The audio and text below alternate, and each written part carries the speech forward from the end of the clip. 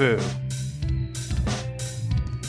What is up, everybody? Boys and girls, ladies and gents, empires and rebel scum. This is level 145. Today is May 4th, so you know what that means. Happy Star Wars Day! Joining me this week are the droids that you are looking for. Those droids are Nate. May the Force be with you. Corey. Beam me up, Scotty. God. And Ell. There we go. Yes. We're recording on May 4th, so if you're listening to this later, you're not joining us in chat, you're a rebel scum. We don't care about you. We can blow you up. Wow. The Death Star will come for you and your traitor's planet. I guess we know what side you've chosen. We're rebels. Yeah, we're rebels. We're against the government.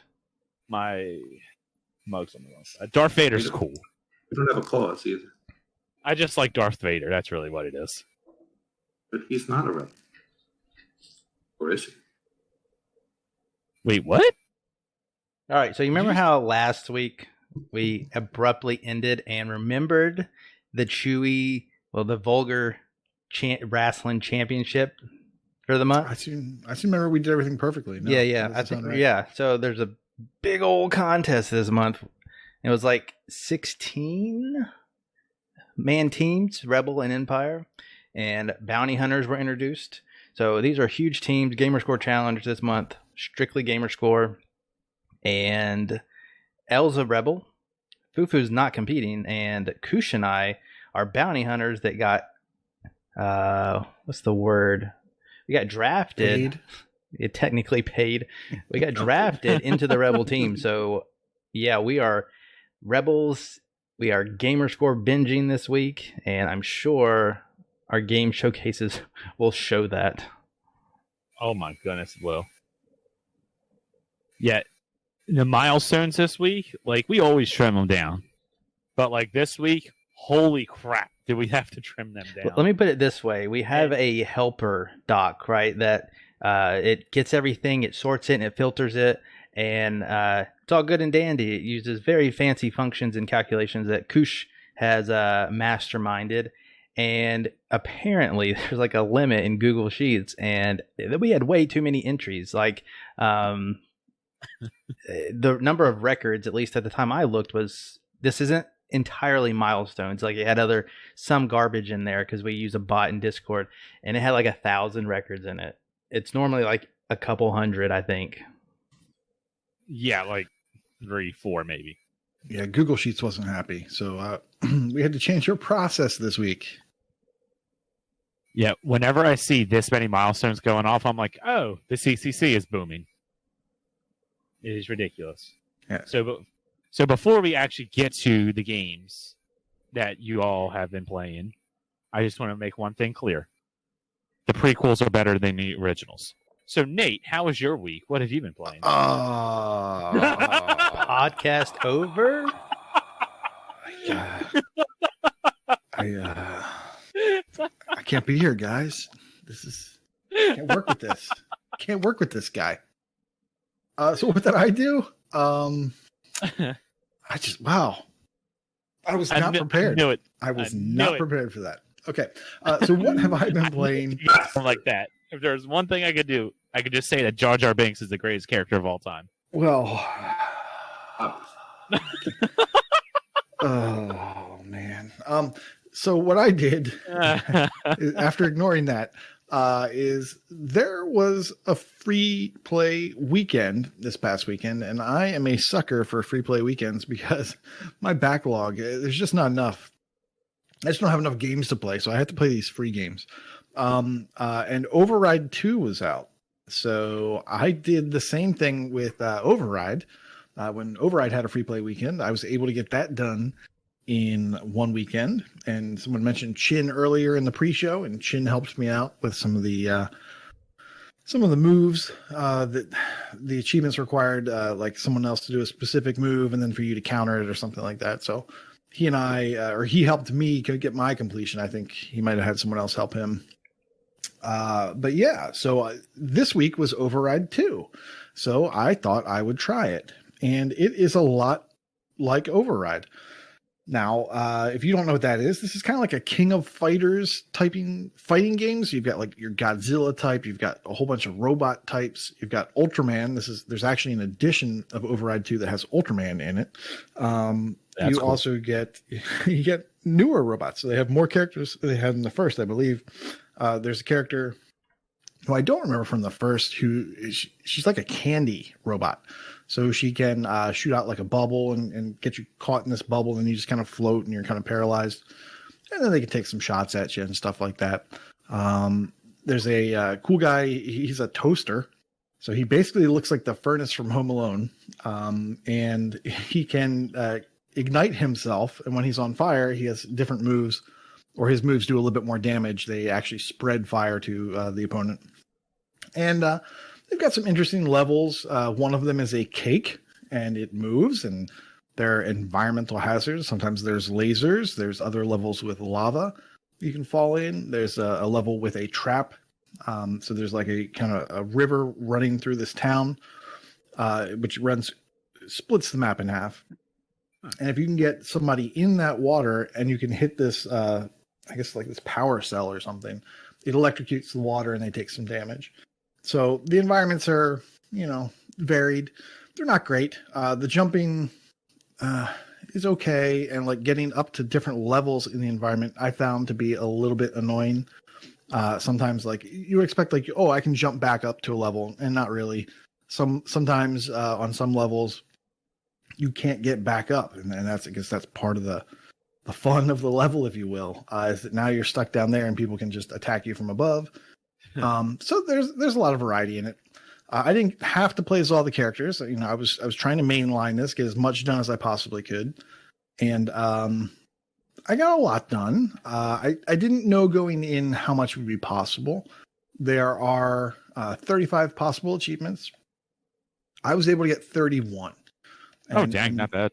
Yeah, and most of those I was doing just playing the game and kind of having fun. I do like beat 'em up games. And I especially like beat 'em ups on free play weekends, because you can just, you're focused, you're getting in there, you're trying to get it done. You play with this character, you do these moves, you do that, you have to meet this requirement or meet that requirement. That's just fun for me. I really enjoy that. And this game had that. Now, there were a couple moves that were a little bit difficult to figure out, like the description didn't make much sense. There was a rock guy, and his requirement for an achievement is to hit people with so many rocks. Well, some of the levels have rocks around the levels that you can pick up, like big boulders, and then throw at people. So it's like the question is, well, is it that? Or is it this one move that he has that when it hits the ground, there's like little rocks that spray out? Well, I think it's actually that move. So TA doesn't have a whole lot of information on the achievements, or it didn't at the time. I think people have been adding to it since this past weekend. So I had to go out to some other places, and I found a really good website that had videos of like the specific moves you have to do to meet certain requirements. And I talked about some of the more obscure things like, okay, well, how do you get to legendary influence, and how do you get maximum club influence? And this one page was really very helpful, and I put it in the show notes, and hopefully that'll make it out to the show notes.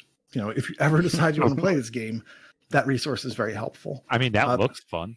Yeah, it's fun, but it's grindy. I don't remember the first game being anywhere near this grindy. It wasn't. No. The last couple of achievements I have are for reaching an S rank in a league for the first time. Now, the way ranks work, as you play, if you win, you move forward in rank. If you lose, you just stay where you are. So that's nice. At least you're not getting knocked back. Most of the time, you're able to select bots to play against. Sometimes you're forced to play against actual people. And if you don't choose to go against bots, it's going to try to match you up with people. So every time you go into a match, you have to hit Y to say, no, just go with a bot. Just go with a bot. So I was actually able to automate this for most of the matches. So my Cronus could play for me. And I think it made some progress. I don't know how much progress it made. I definitely didn't get as much as I had hoped. To get S League for the first time, I think it's like think it's like 3 matches get you up from F to, D, or F to E, and then from E to D is like 5, and then it's 10 or 20. So you would assume it's 30 or 40 wins you have to do each time to go up a rank. I never hit S rank. I did hit A rank.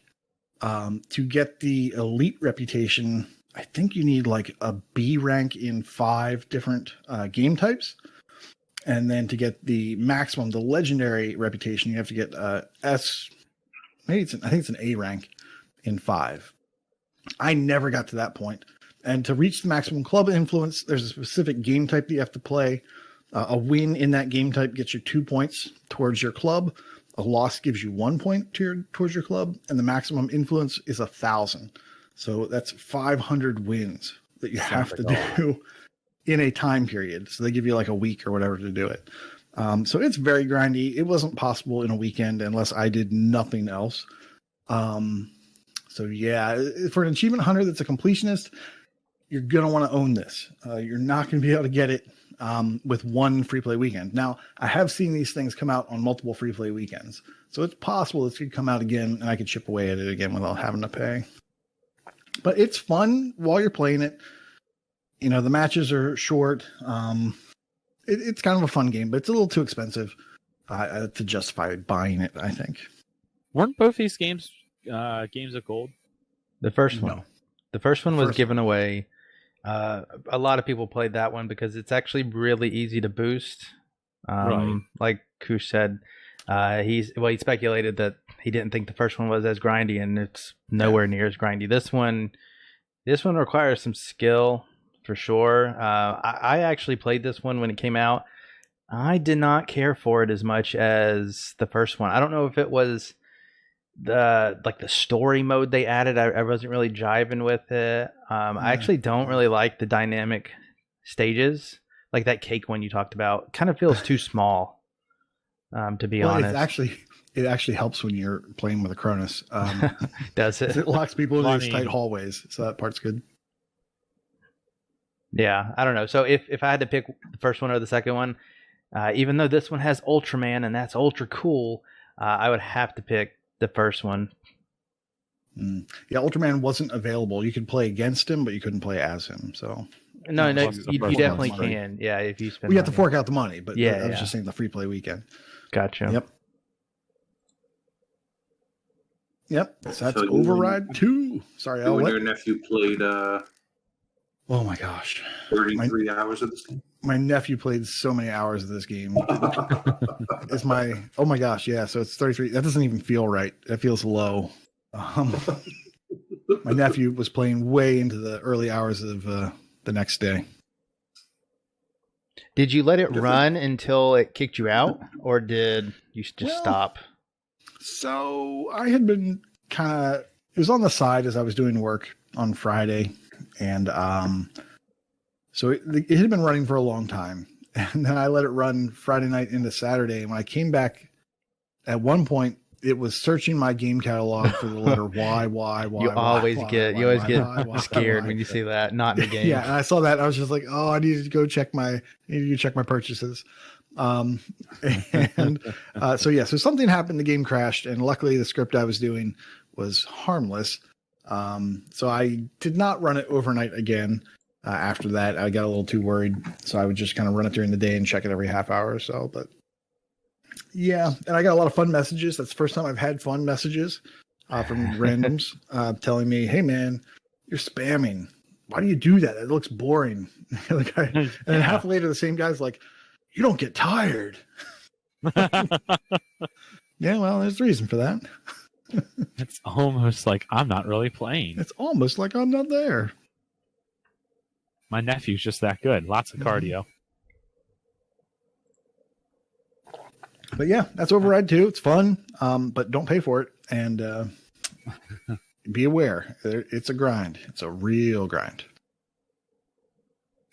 All right. Ell, what you definitely wouldn't want to not pay for a game and have to try to get it done at the last second before it goes away.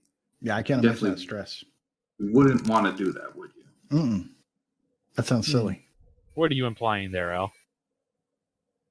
I am implying that I ran into a stretch of some bad luck.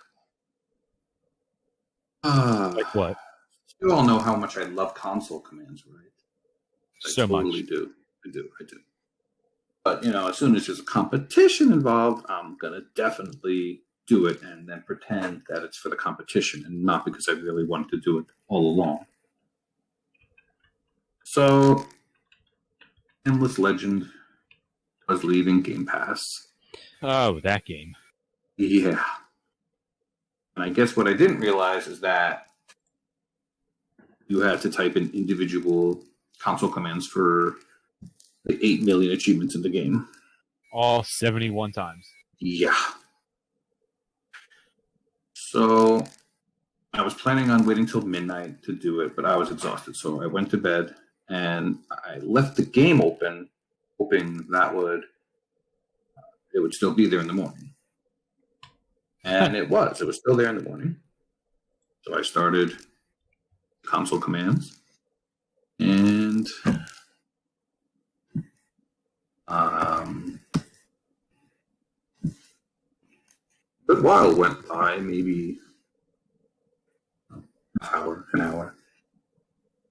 So I got up to 710 gamer score. So I got 46 achievements, and then the battery on the laptop went out.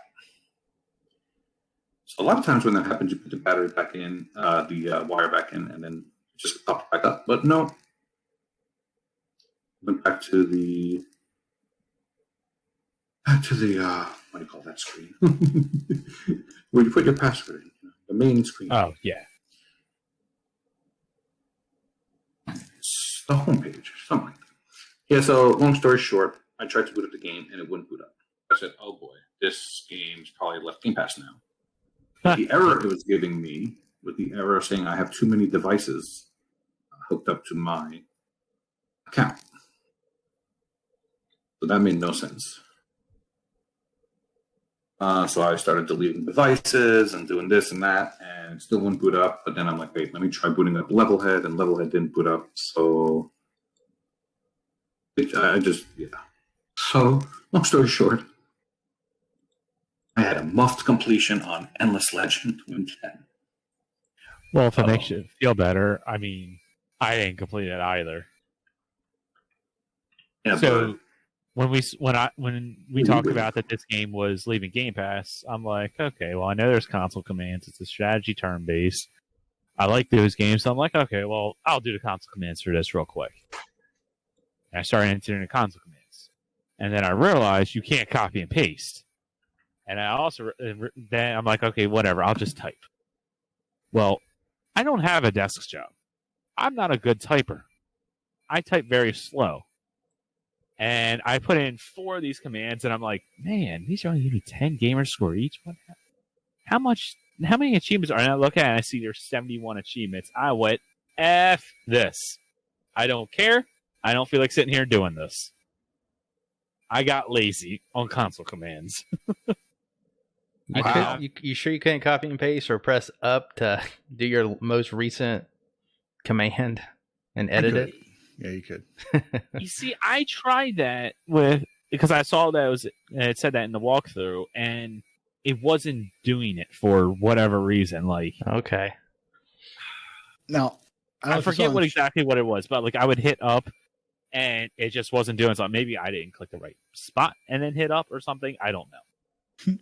I don't know if you saw this, but XNeo21X says that at one point they added an auto hotkey script. It wasn't there initially, but someone thought it was too much trouble to type, so they created a script for people like you. Damn it! Yeah. Oh, That's man. something that could have been brought to my attention yesterday.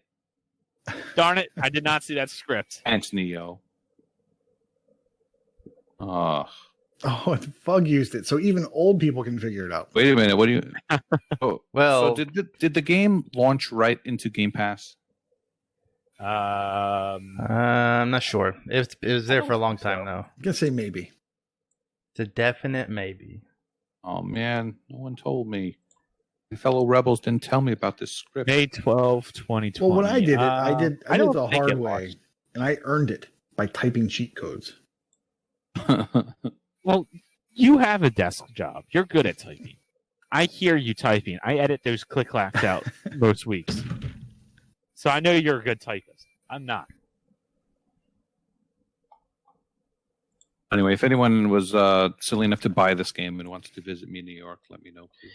Yeah, it looks like this did launch in Game Pass. It came out No one bought this game. a year ago, and so it was there for a full year. Ell, you were too Koosh. lazy to do it until now. I wasn't lazy. I was strategizing. If that's what they call it. Yeah, definitely strategizing. Well, let's talk about something else, because I would rather talk about a game that I did play as opposed to the game that I didn't play. So the game I'm going to talk about, I wish I didn't play either, is called Ultra Goodness 2. What about Thanks, the Jay. first one? Fixed my mic, yes. Yes. I had the Ell wrong fixes one. mic. It's I had much the better. wrong one set. Quiet, Fug. You know, typically we remind him about this Oh. multiple times each week. I guess we just didn't do it this week. Yeah, that's one way to think. That's one way to say it. Yeah, it's totally your guys' fault and not my guys' fault. Well, Ultra Goodness 2, for whatever reason, is a pretty popular game this week. Well, that's ultra good. Multiple friends on my friends list playing this game for whatever reason. That's annoying. Once you get to 20 games, 20 friends you can't see. I know MDP played it. I know Fug played it. You know, Mental Knight was scouring the internet, giving me the plot of the first game so I could be caught up. As a matter of fact, I just looked at a YouTube for the first game. It somehow looks worse than this one. Typically, that's how That's the kind of first how, game that's go. how improvements work, Al. What? That's how improvements work. The first game tends to not be as good as the second game. Yeah, it's kind of like the Star Wars prequels. So, Ultra Goodness 2 is rather like a game. So you only have to beat 7 levels to get the completion. Sounds like a typical Radalaika. Ask me if I kept going. Did you keep going? Absolutely not. This And game, why not? I did not enjoy this game. Oh, well, I It explained took me way too long to figure out even what I was doing.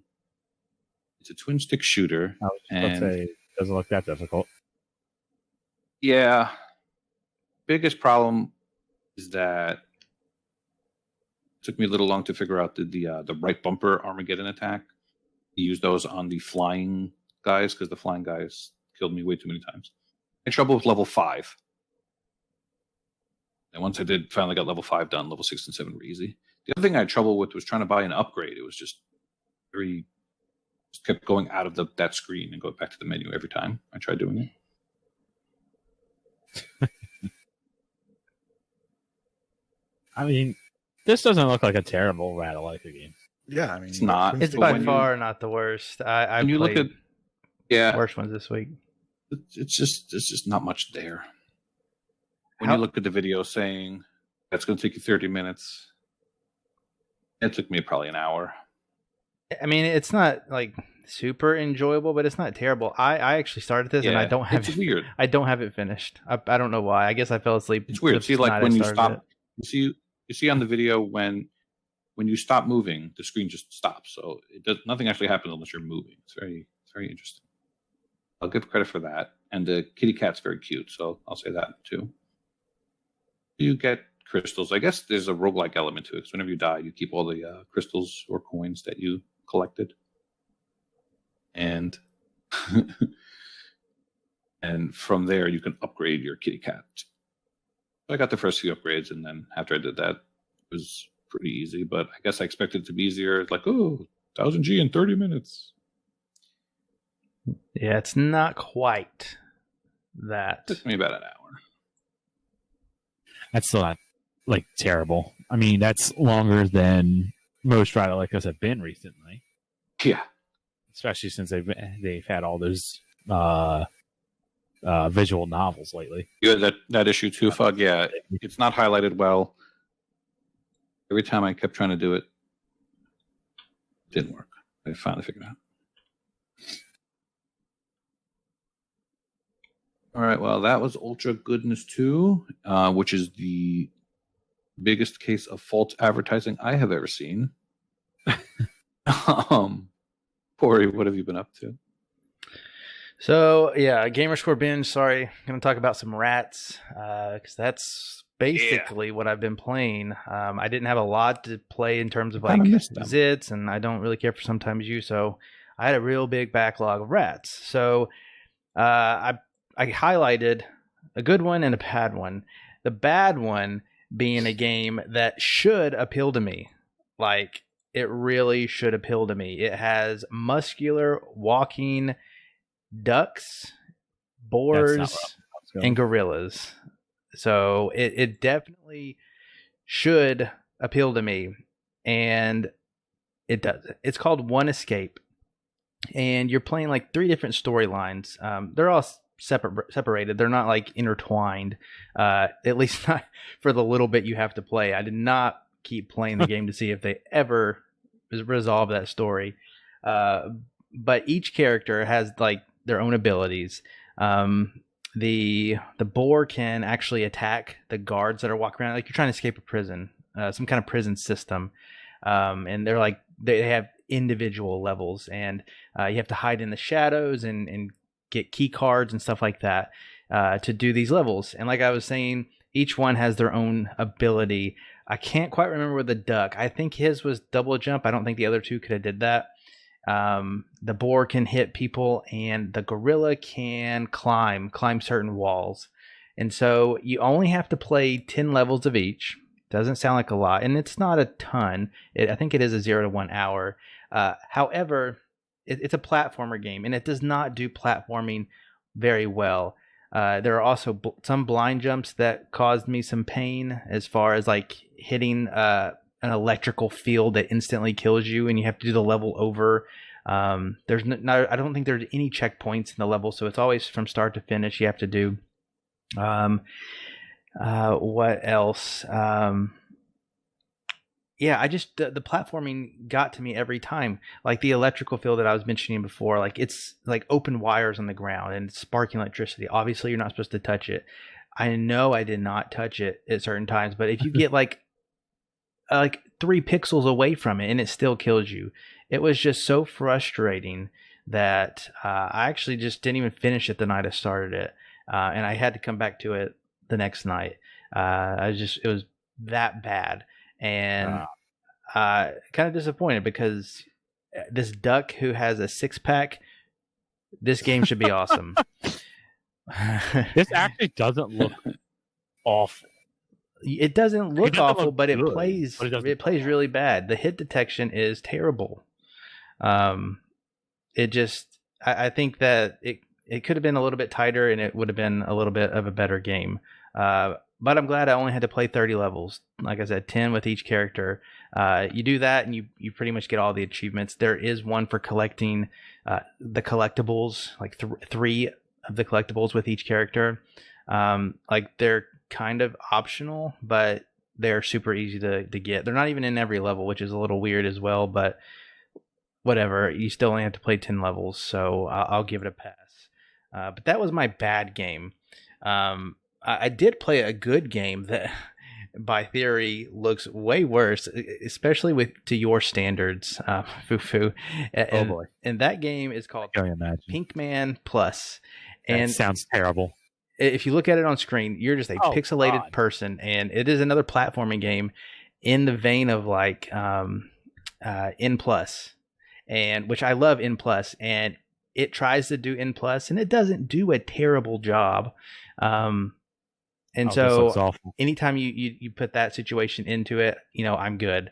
And I think this game, I can't even remember it right now. I think you only had to do the number 30 levels is sticking to me, probably because of the other game. But Pinkman Plus, again, is another 0 to 1 hour, 45 levels you have to complete. And that is strictly all the achievements. Complete 1 level, 3 levels, 5, 10, 15, 20, all the way to 45. So it's like you don't even need a guide, really. You just need to play the game, which is another reason why I liked it. I didn't have to worry about trying to figure out a level or anything like that. It's all pretty self-explanatory. You hit the switches to get through the doors or to activate the last door, and you get to the end of the level. And it's very minimalistic, as you can see. Very. And yeah, just simple platforming, trying to do what it's doing. It's probably not the best, but it's pretty good. Pretty good for what it is. So I think I saw a documentary about this game. They buried a bunch of them in the desert somewhere. I mean, I guess yeah. The dude kind of looks like E.T. Oh, you knew what I was talking about. Oh yeah, I think they just had the 7th anniversary or something of when they dug that up. So yeah, if you're looking to minimalist is a good word. Yeah, it's very minimal. If you're looking to pick your rats and you want to pick like the good ones, or if you're not going to play all of them, because I did play I played several visual novels, but I will never really gauge those as games because I don't play. I don't even say play. I don't consume them as they're intended, so I won't ever like review them or talk about them negatively because they're just not for me, and I'm not playing them the way that they're supposed to be played. So if you're looking for a good one that you want to play it for decent gameplay, this one is. I would recommend this one to any person who likes platforming. See, I've never played N+, but immediately the way this guy is like jumping around the map, especially with the double jump and whatnot, it reminds me of the other Ratalaika game, Daggerhood. This is better than Daggerhood. I'll take your word for it. Everything. I'm trying to remember if everything was one screen levels. I think some of them had. Well, this one in particular. I think this one has some levels that scroll, but probably the majority of them, because you only have to do 45, and I think the game has more. The majority are just one screen puzzles, get in, get out kind of deal. You think it has more, but no one knows. Yeah, it was decent, but I had my fill. I'm in a contest. I had to get in and get out, move on to the next game.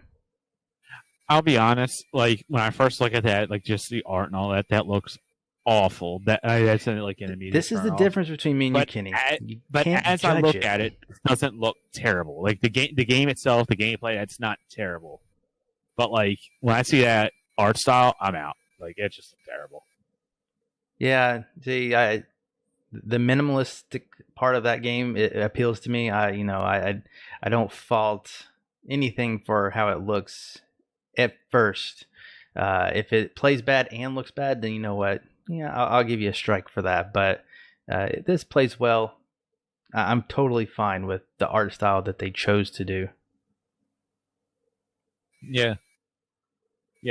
And like I said, at the very first, I went, "Oh, this is awful," but I can see that being fun for the probably 25 minutes that you spend on it. And we lost that. No, we didn't. So yeah, he's back. Highlight and a low light of the week, both rats. There you go. Yeah. Well, I guess continuing with the rat train, I'll go next. So before I actually get to the rat that I played, everybody else is doing a bad and a good, so I'll do the bad first. So I have a sad xCloud story. And, well, I guess it's kind of attached to xCloud the most. So I have a buddy of mine who has... what's the Apple... The Backbone controller for his Apple phone? Yeah, I've seen the Backbone. Looks decent. It looks like Joy-Cons. It's actually kind of nice. He showed me it. He let me play on his phone with it. It's pretty nice if you have an Apple device. Well, I have Android. Well, he also has the Kishi. Mm-hmm. And I was telling him about that. It's like, oh yeah, I really wanted one, but I missed the sale when they were for like $40. And he was telling me, he's like, oh yeah, I saw that. That's why I picked one up. Well, he actually was just like, you know what? here you go. When's your birthday? I said October 28th. He's just like, happy late birthday. And he gave me his Kishi. I'm like, really? For real? Like, thanks. So I didn't play with it right then. I'm like, I'll wait. I'll play with it later. I get home. I try to put it on my phone, and my phone is too big. You have the Note? I don't have the Note anymore. I now have the LG Wing. Oh, maybe the second one will be smaller. And no, LG has stopped making phones. So I know. I'm out of luck. Oh, okay, never mind. My bad. Well, I'm like, well, maybe it's just my case. Maybe the case on it makes it too big. So I take the case off and I tried to put it on there. It still doesn't work. I'm like, come on, man. I got the Kishi like I've been wanting one, and to be able to turn my phone into a Switch, basically, and I wasn't able to use it. So I'm like, here, you can have it back. I appreciate the gesture. I'm kind of wondering, like, how big that phone is. I have the Pixel 4 XL, and it fits. I mean, I take the case off of it, but it definitely fits, and it's just big as my hand. So here for next Xbox One controller for scale. I mean, it doesn't. I don't know, man. Like, it must have a banana. Is it USB-C? Are you sure that's not the problem? Yeah, it has a USB-C. I'm like, oh man, this sucks. Because I really like this phone. I really like this phone because I can do that. So it's cool when watching like videos or whatever. I can play 2 games at once. But like, it's too big for the Kishi. Well, I guess it'll be there for your next phone. Yeah. So yeah, my next phone, I'm gonna make sure I'm gonna get one that's just a tad smaller. That way I can use the Kishi. Or your wife's phone. But then I'd have to use an iPhone. I don't want to use an iPhone. Oh, just well, for games. You need a burner phone, a gaming burner phone. Yeah. Okay, you're not wrong on that. That's not a bad idea.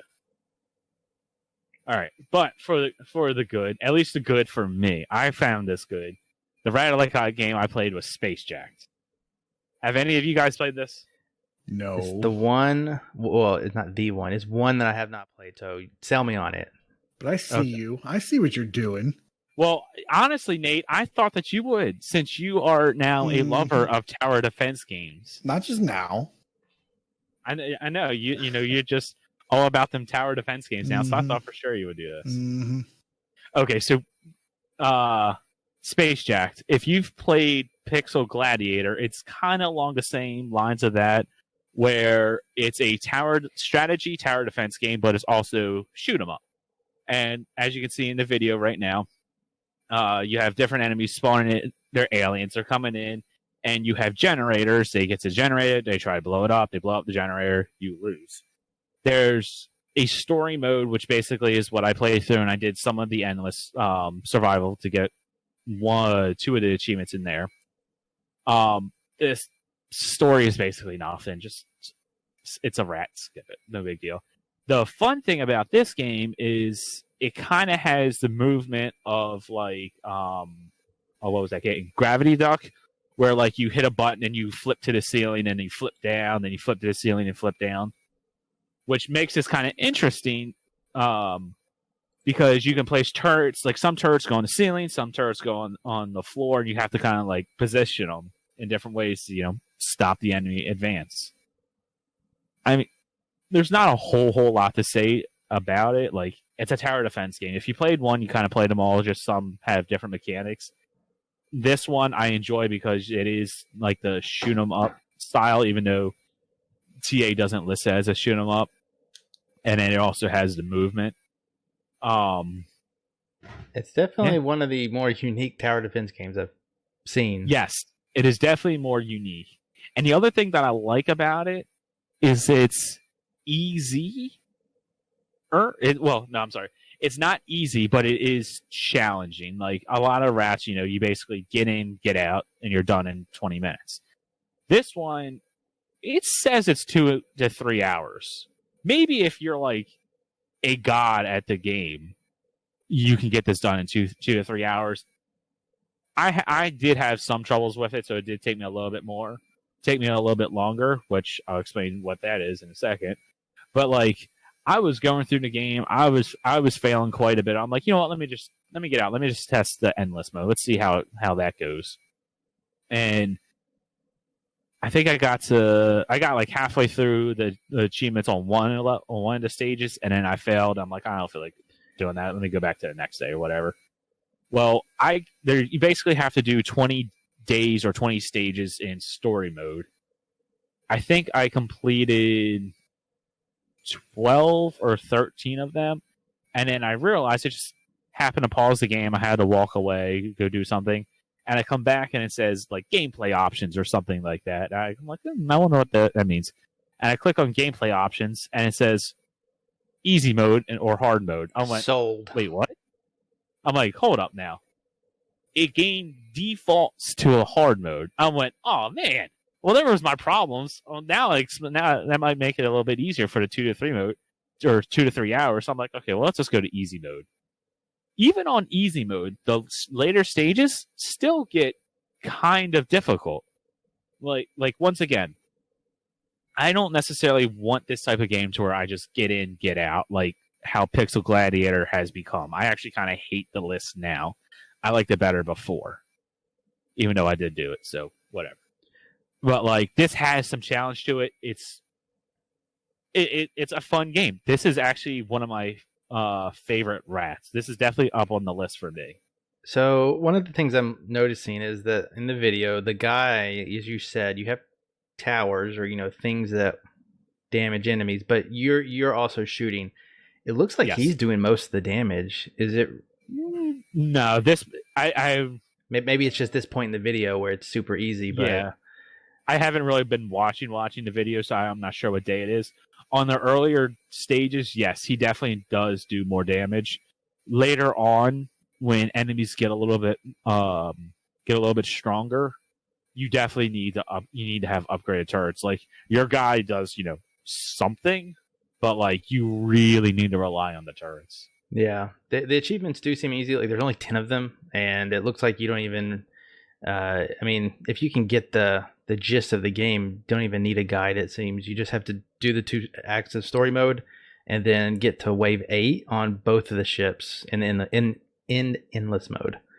So Yeah, pretty self-explanatory. The achievement list is not very. No missables. Yeah, there's no missables. There's nothing special about the achievement list whatsoever. It's just a good tower defense. There's not, like I said, not much to say about it. I highly recommend it if you like these type of games. Cool. Except for Nate, like you don't I was need to gonna play say, I'm this. just gonna go check it out. I'll check it out right after the show. No, you'd hate it. You'd hate it. Mm-hmm.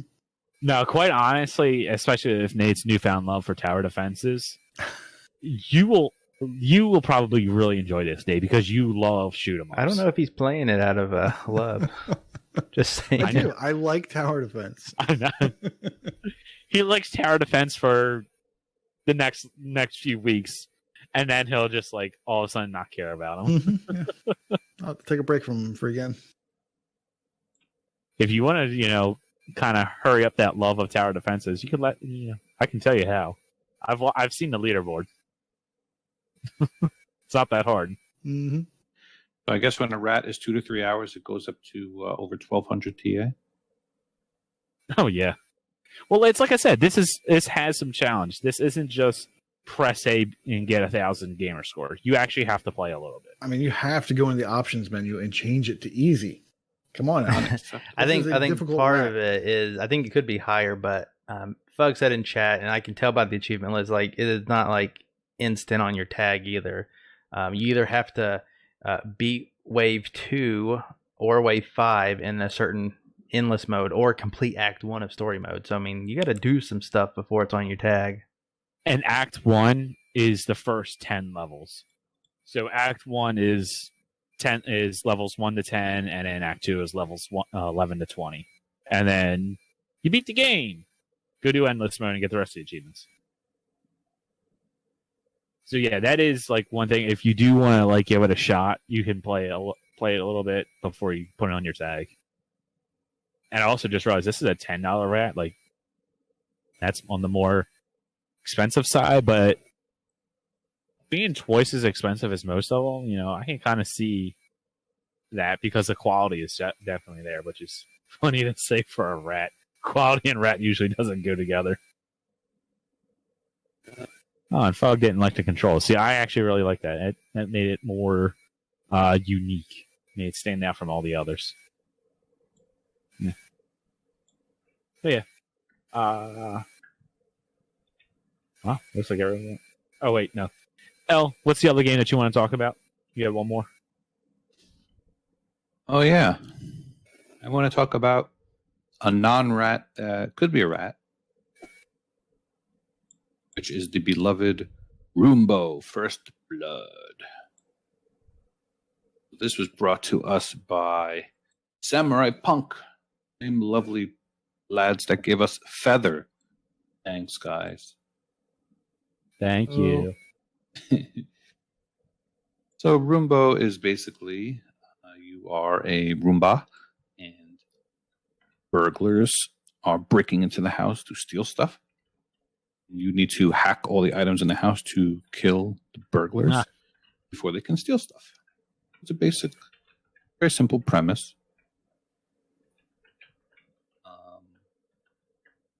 There are 6 levels in the game, and each of what that basically means is the level itself stays the same, but Yeah, first level there's one burglar, the second burglar there's 2, and on until 6.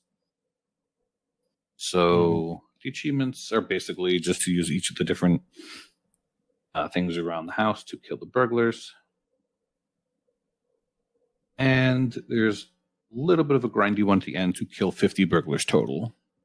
When I was done with the 6 levels, I had about 20 kills. This looks interesting. It's not that interesting. Yeah, Corey didn't like it. I liked it. So Had I not played One Escape earlier, this would have made my game for worst game of the week. Oof. Not for the fact that it's like super terrible, but it's like Elle said, it's the same level. It has no replay over value. and over and over. I'll give that.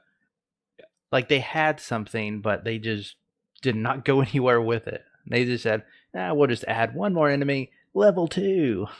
Add another, level 3. Okay, that makes sense. I can see that. It's a $5 game.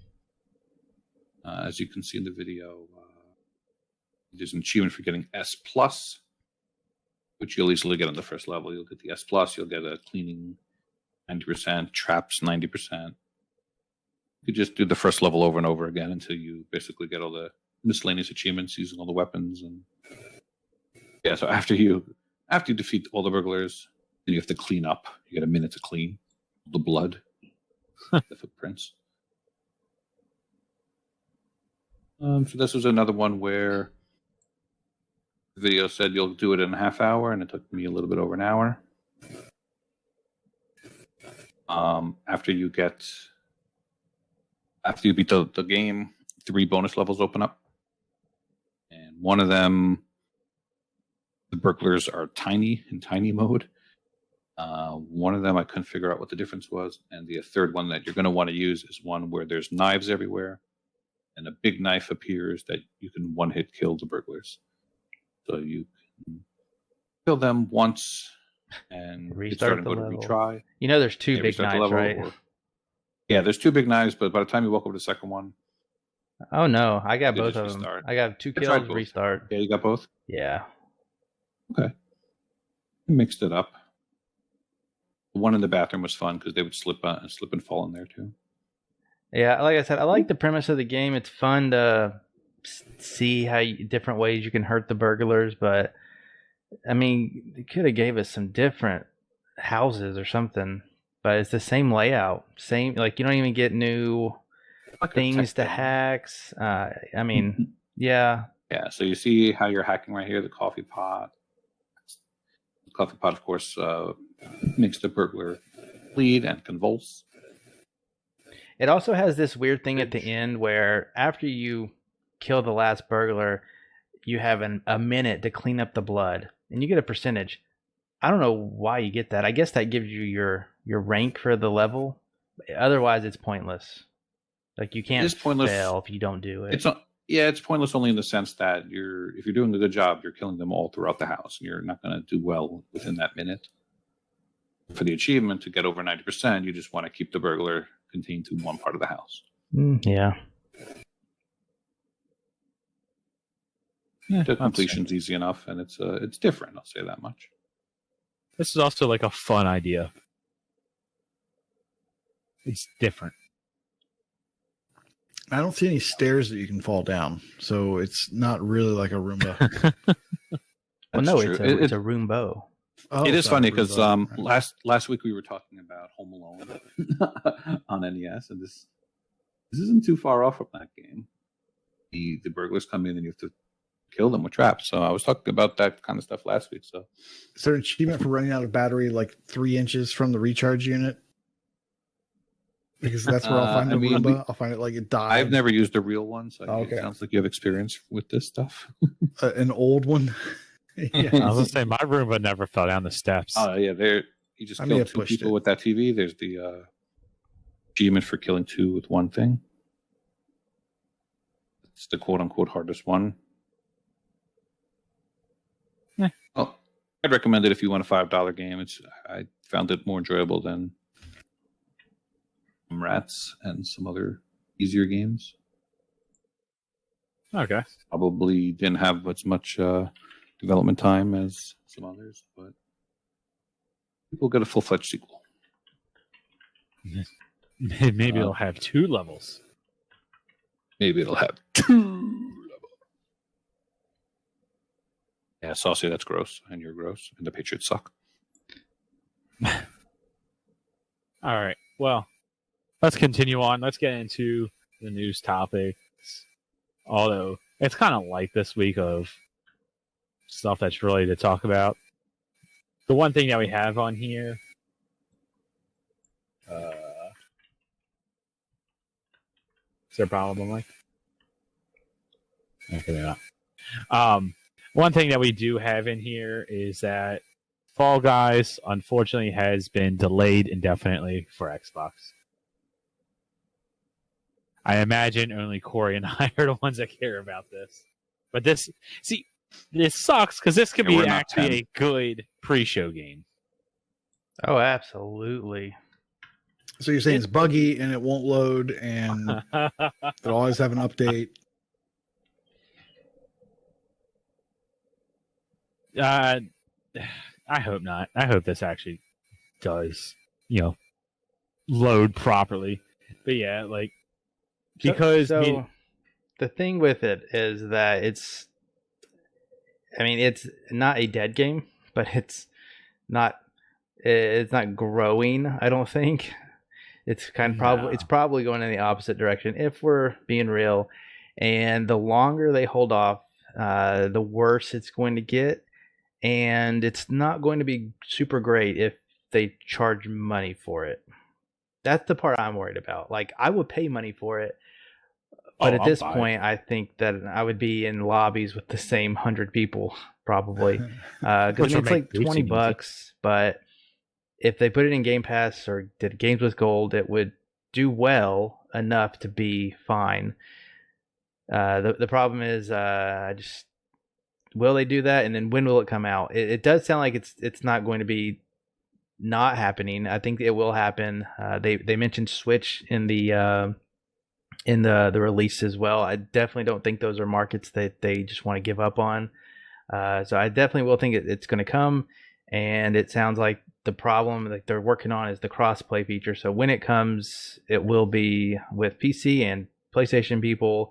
I'm pretty sure those markets are already not playing together. So I don't know why they couldn't go ahead and release it and just do an update, but I guess they just want to do it all at once, which I guess is understandable, but I don't know. I'm ready for the game. I played it on PC for a good bit when it came out, but I haven't really touched it since. The achievements, they'll be mostly fine unless they change them, but yeah, it needs to come out before it's too dead.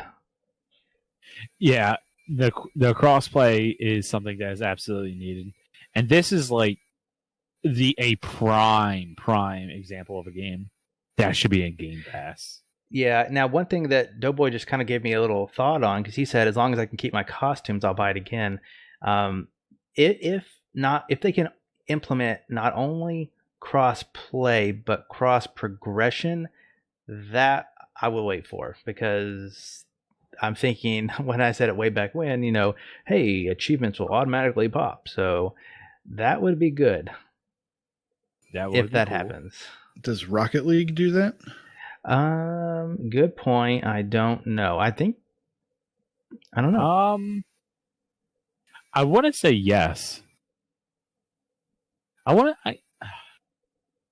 I feel like I did remember I do remember hearing another podcast or somebody talk about how all their stuff on like the computer or whatever it carries over. Just because off the top of my head, I can't think of anything that transfers from platform to platform with collectibles. But then again, I don't play that many things on multi-plat. I have it on Xbox and I play it there. It's an exclusive and I play it on PlayStation. And to be more specific, why this is being delayed, Mediatonic got acquired by Epic Games, who also owns Rocket League. That's why brought Rocket League up, I assume. So they now have a new engine, new staff, all that kind of stuff. So now they're trying to, update the game. Absolutely. I only mentioned it because it's it's another very popular across platforms. Absolutely nothing to do with the fantastic job that they did with Gears Pop. Yeah, definitely not. Yeah. Hey, Harley. Yes. Yeah, she's Did you going see us right playing Ladders, Harley? That was fun before the show. now. Oh, yeah, that was real fun. Ladders by Paugy. I like those Paugy games. Do you now? Yeah, because you get to see Corey do like words and stuff. He turns into a thesaurus right before our eyes. Word math. When it comes to achievements, he's definitely a wordsmith. That's one way to put it. Yeah, that was the game Smith. before we started recording a podcast. That was it was something.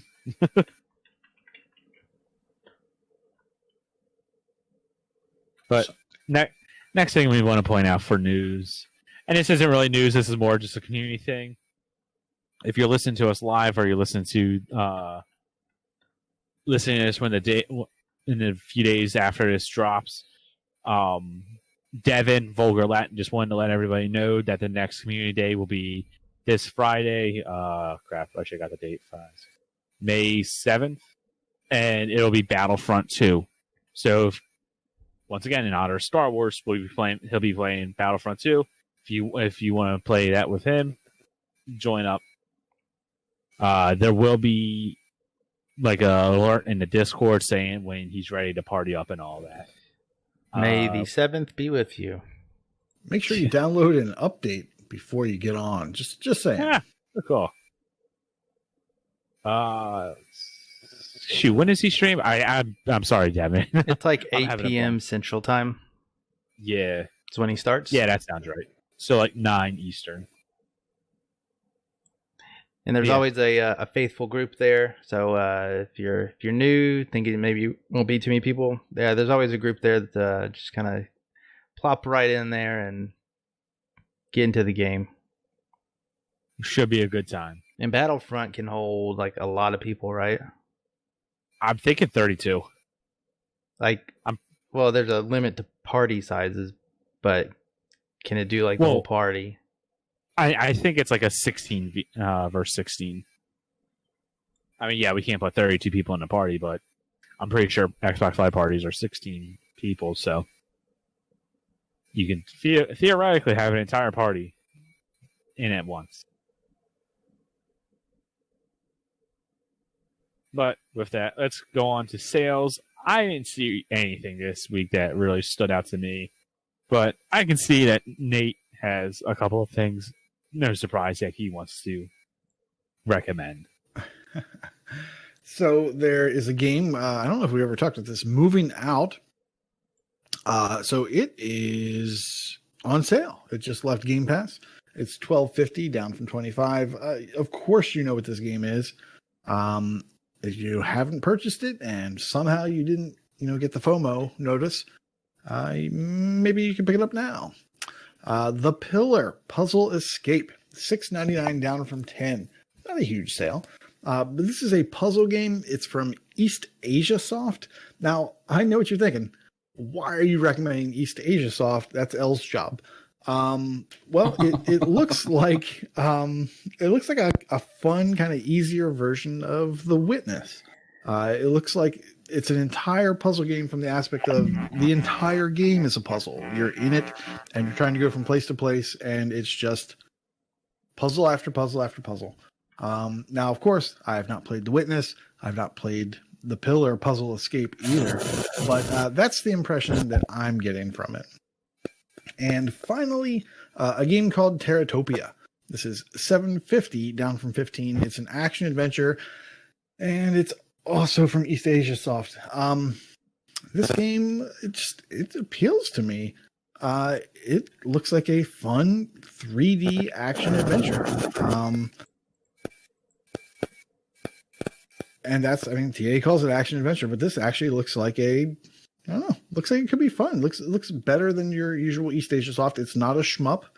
You're not in a ship with panels running down the side of your screen that have static images. So this looks interesting. What about you, Corey? Yep. So this week had a lot of Metroidvania games on sale, and so I picked one that is definitely one, and one that is kind of on the edge. We're kind of talking about it in Discord a little bit, but Mabel and the Wood is a defined Metroidvania game by the developer. It seems to be some discussion on whether it's just a platformer or if it's really a Metroidvania.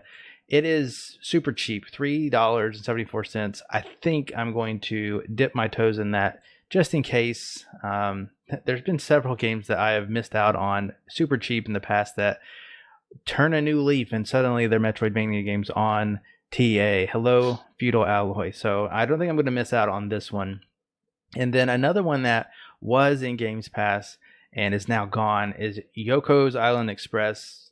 We've talked about it to high praises many times before, but if you missed out on it, if you're kind of getting into Vayners or you're just looking for a kind of a palate cleanser of a game, this one's $5. I think it's normally $20. Super good game, and it takes pinball and exploration and puts them together. So it's a crazy mashup that somehow works, and I really like it. So yeah, $5. You got anything, Elle, that you are buying or planning to buy? I saw a few. We were looking for some easy ones that you didn't get yet for some reason. Like Abzu, I know it was games would go for a while, or in Game Pass actually. That's $5. That's not bad. Summer with the Shiba Inu for Chesno. $5 now. Easy visual novel completion. We have Grizzland, which was the opposite, had the Vayner tag removed, but that's an easy completion for $2.50.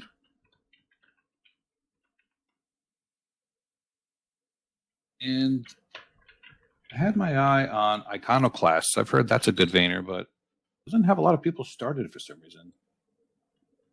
I always thought that game had a good reputation. Like only Koosh played it, really.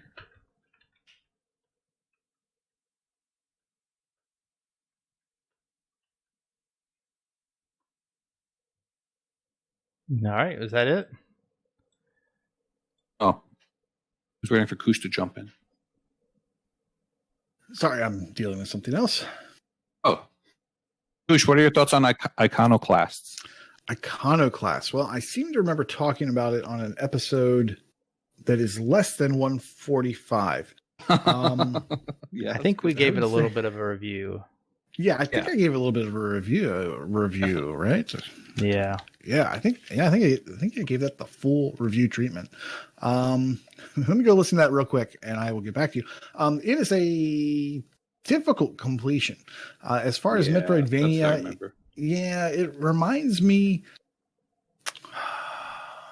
Well, I really like the art style. It kind of reminded me of like remember when Square Enix used to be good? It reminded me a little bit. Nintendo. It reminded me of that, those days that are past. And I enjoyed it. I enjoyed the exploration, solving the puzzles, the power-ups. Their power-up system is different in that you can craft your own power-ups. So there's not like an ice beam or, a dash move. You have your choice of powers, and you can equip, I think, 3 at a time. It's been a long time, so sorry if I'm wrong. The thing that would keep completionists from completing this game is the difficulty.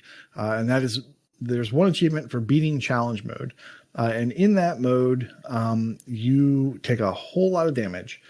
You don't really have health. You basically have shields. And starting at the game off, you have 1 hit. So you have to it helps if you're familiar with the game. You can add power-ups that give you, I think, up to 3 hits. But there is a boss. There might be a couple instances. It's been a while. There's at least one boss encounter where you have to switch with another character.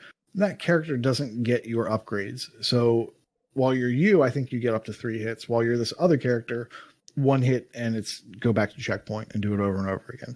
So the nice thing is that there are a lot of checkpoints and you can keep working from that, or save points. I don't think it's necessarily a checkpoint.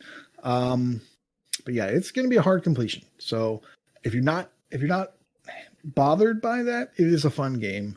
I enjoyed it. The story's a little bit weird. But yeah, it's worth the money. $8. Yeah, $8 down from 20. It looks like the difficulty, quite frankly, kept people away. Only 455 starters. You sound amazing, Kenny.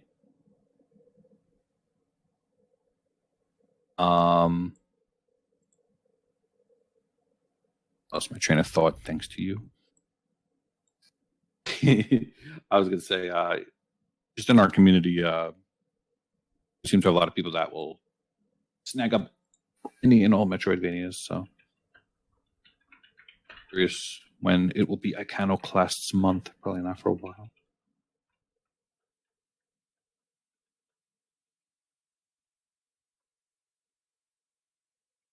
Right. All right.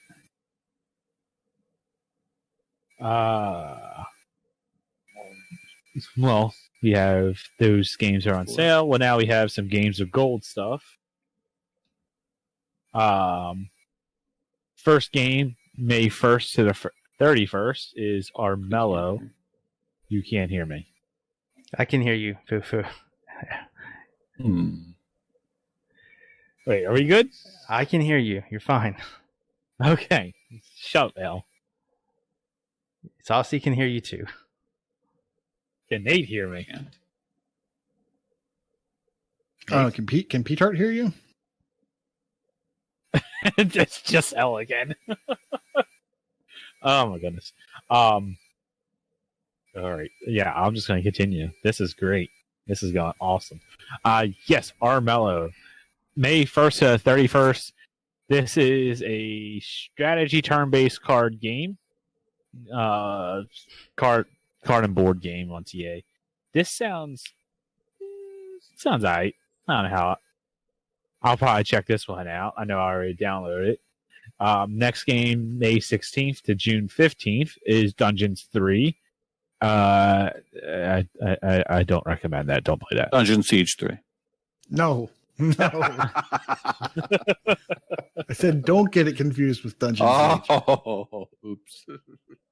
Yeah, don't do that, Bad Ell. It's been a horrible week for you. I'm sorry. You've been thinking all week it's Dungeon Siege 3. It's not. Yeah, don't recommend Yeah, I went that. back to listen, and I definitely did indeed say that. I didn't remember saying it. But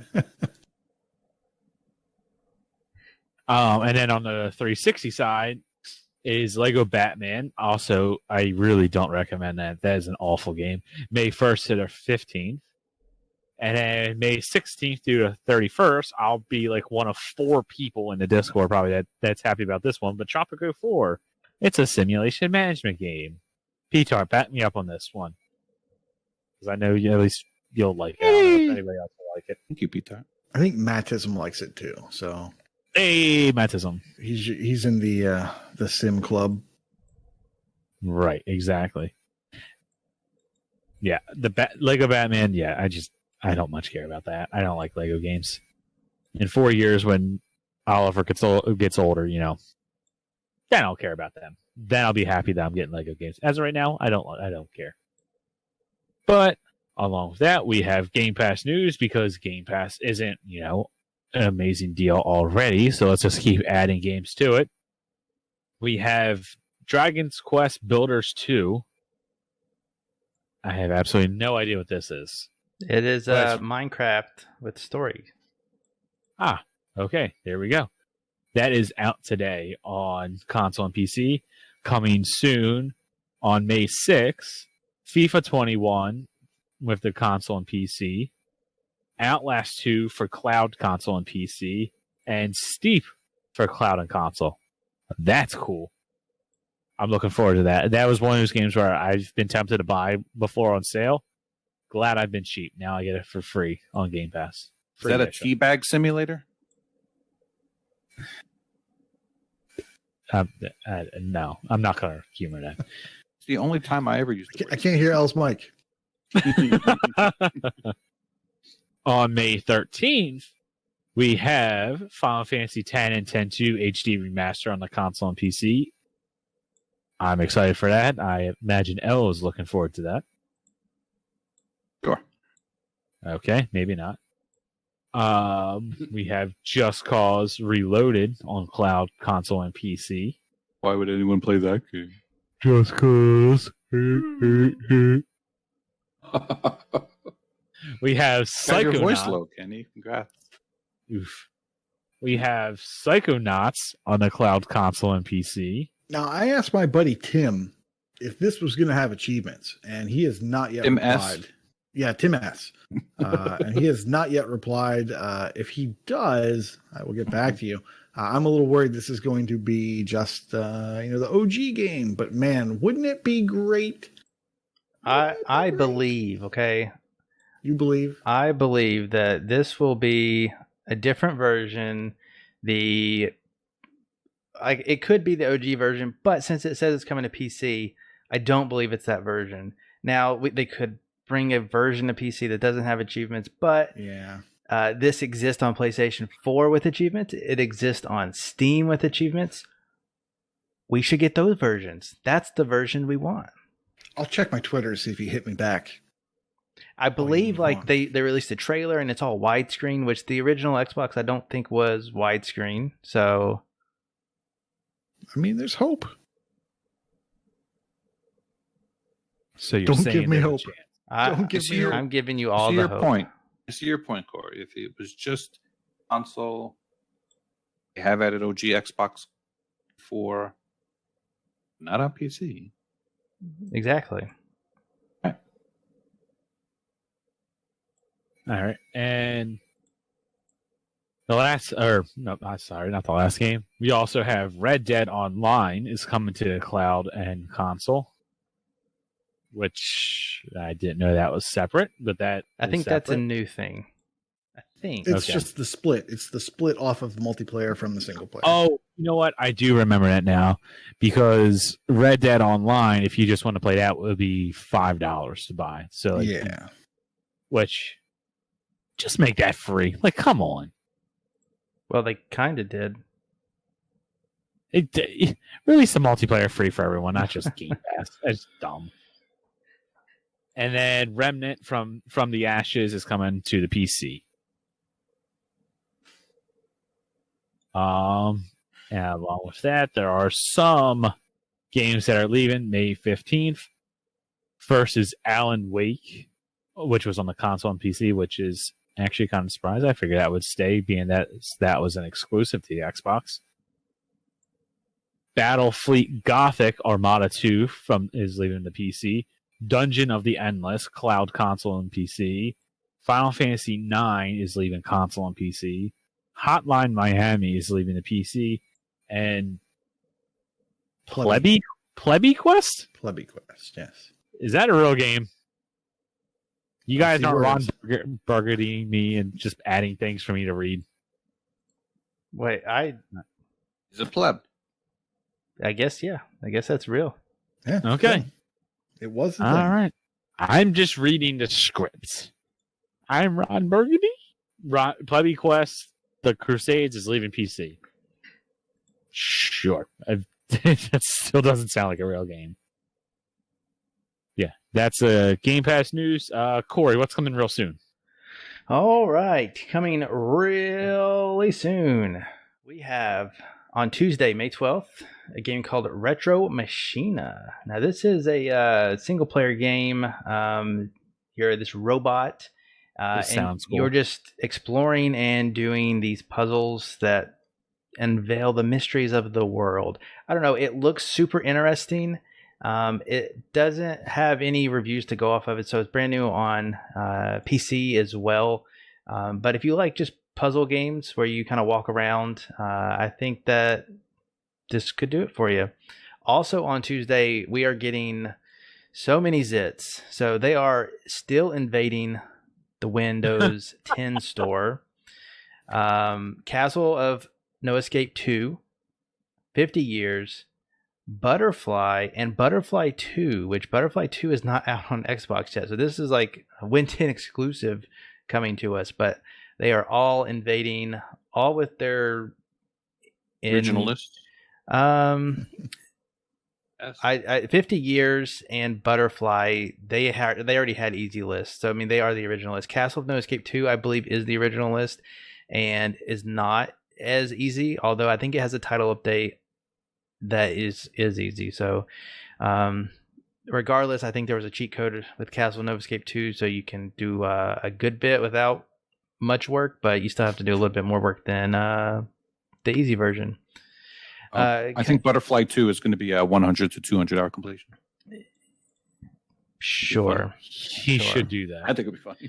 On Wednesday, May 13th, Death Dealers gets her own game. It's called Death Crown, and it's a minimalist real-time strategy game, FuFu, but it's in the 1-bit art style. One is what they classified as 1-bit, so it's just black and white.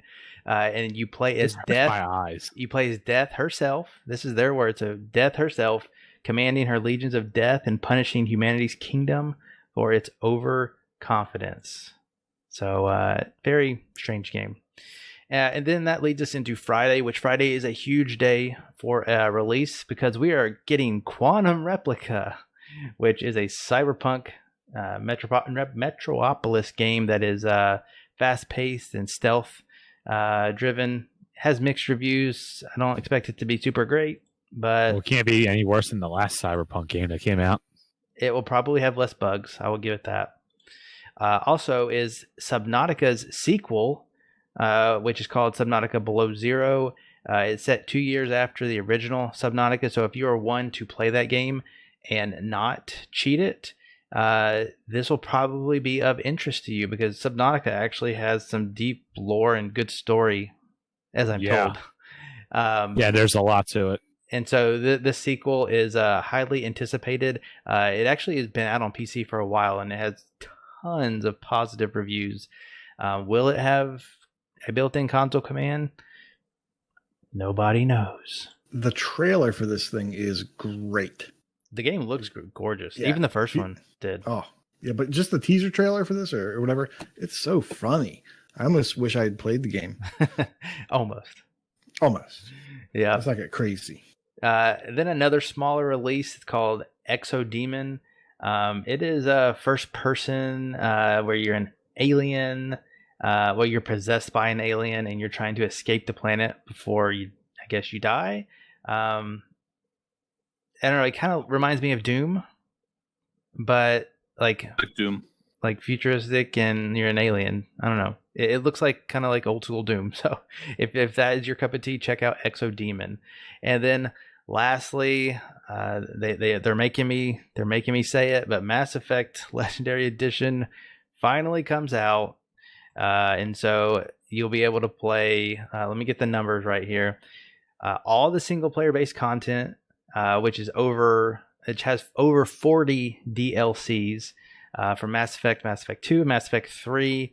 It also includes all those promo weapons and armors and packs from the release date. So if you never got that Best Buy exclusive, well, I guess you're going to get it now. So yeah, there's the massive release, Mass Effect Legendary Edition coming out that day. And as I talk about it, I'm looking it up, and yeah, we still don't have an achievement list for it. So who knows if it's going to be 1,000 G or 3,000. But I can guarantee you it will be lengthy. So yeah. You guys taking the day off for that one? Seeing as I've only played like a handful of Mass Effect and Mass Effect 3. Who are the big Mass Effect fans? Heizo, Prue. Prue likes Mass Effect? That's it? That's about it? I don't think he likes space stuff. Neo is looking forward to it. Alex. I don't see anyone else, so that's it. I feel like I might like it. I feel like this might get me to jump in and check it out. Yeah, I've owned the original 360 discs, and I think right now, if you're one to buy games up front, 20 years ago, you can get this with the EA discount, and it has a 6,000 point reward card. So if you kind of factor that in, I think it comes out to like $48 for the standard digital edition. So if you want to get it, you can pay as little as that, or you can wait a year or 9 months and play it for free on EA Play. That's my plan. My guess. Oh, okay. And Fufu is going to be right back, which will take us right into contests. And we have a last minute edition here of RTDL, which I'm guessing Ell will talk about. Hi, Corey. Hi. I just wanted to quickly run down April's top 10 list. I'm gonna go in achievements 1 order, because why not? Start off with, I don't know. We'll start off with LAX Justa had 12, Enigma Gamer had 13, and L72 had 15. Shabibble Bobble Booble had 17. I had 17. MDP had 18. NBA Kirkland had 22. And Northern Lass, I believe, had her first full combo. Give her a shout out, even though she did the easy list with only 3,000 points, but that's okay. The RTDL, still my favorite. It definitely picked out the games that I talked about on this show. I throw usually all of my easy games in my game collection and pick the 2 or 3 that show up every month.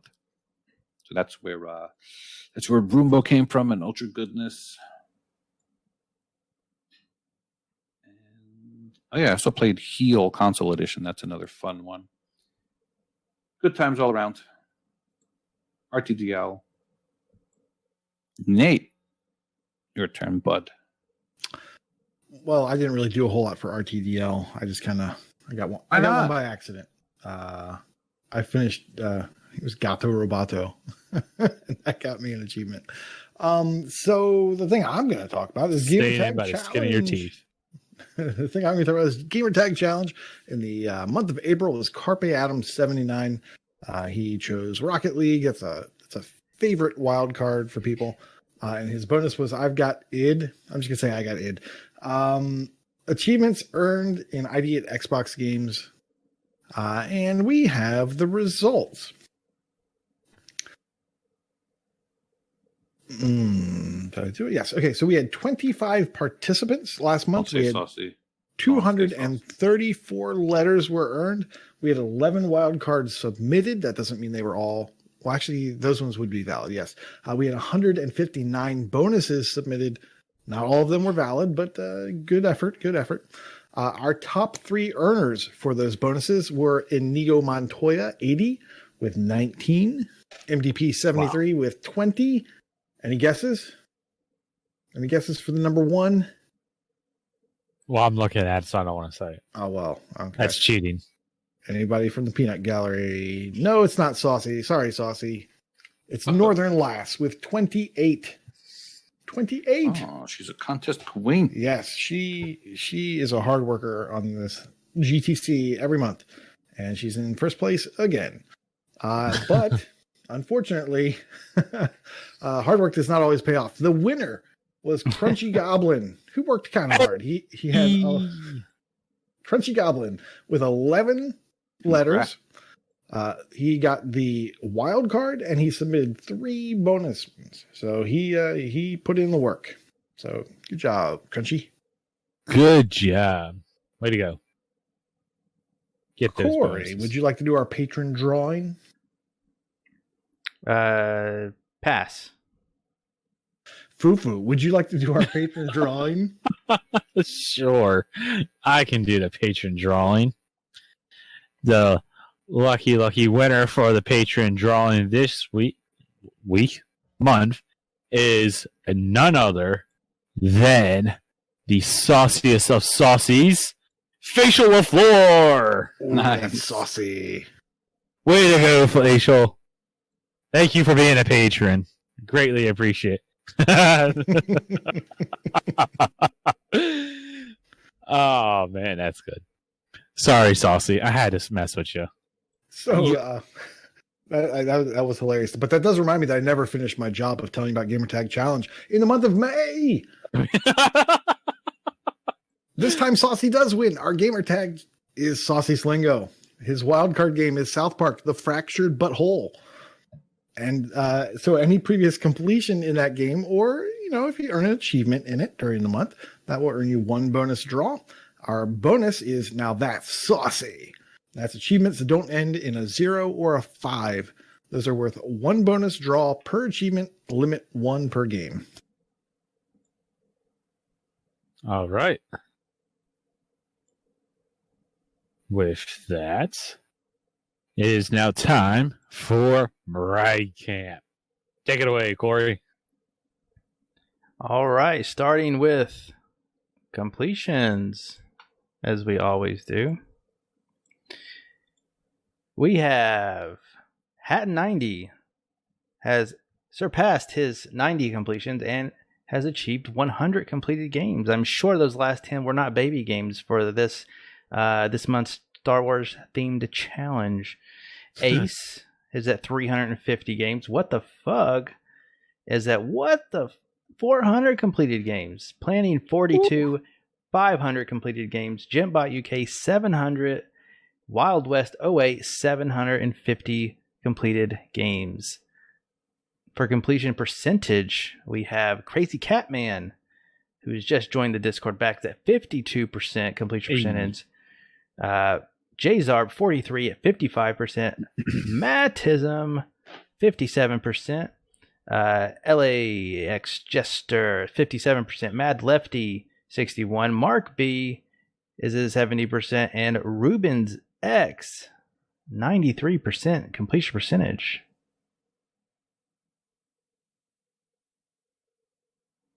Your turn, Nate. Sorry, I was just sassing J Black. And check the orders of those real quick. In ratio, Katie has reached a new milestone with a TA ratio of 2.0. iMike0 has reached a ratio of 1.6, and it doesn't matter if it's, math. And Sincere Seeker 6. Wow. Lots of S's. With a TA ratio of 2.2, because who needs to order these things? 10. In streaks, we have Retro Chief 1969 with 123 days. That's great. 1, 2, 3. Philip Wendell is currently on a 350-day achievement win streak. Waka Pale is on a 2,750-day achievement win streak. Blue Thunder 7398 is on a 2,900-day achievement win streak. And Biggle is currently on a 3,050-day achievement win streak. Do yourself Leave me out of it. Do yourself a favor. Just break it. Stop with the addiction. You can get 5 days in a row. Maybe I'll consider it. You could do 2 days in a row, okay, Kenny? Okay, I'll take you up on that. And achievements won. A9XD has won 2,000 achievements. Johnny Delicious, 4,000. Chesno, 10,000, along with Crazy Catman. Dark Lord Davis has won 11,000. Freaky RO, 15,000. Jade Black, also 15,000. rawkerdude 5012, that guy, has won 16,000. What the Fug and Northern Lass has won 20,000. Dude with a Face has won 21,000. I love that name. Kingsman 2625 has won 23,000. Vulgar Latin 25,000. NBA Kirkland 28,000. Jimbot UK 30,000.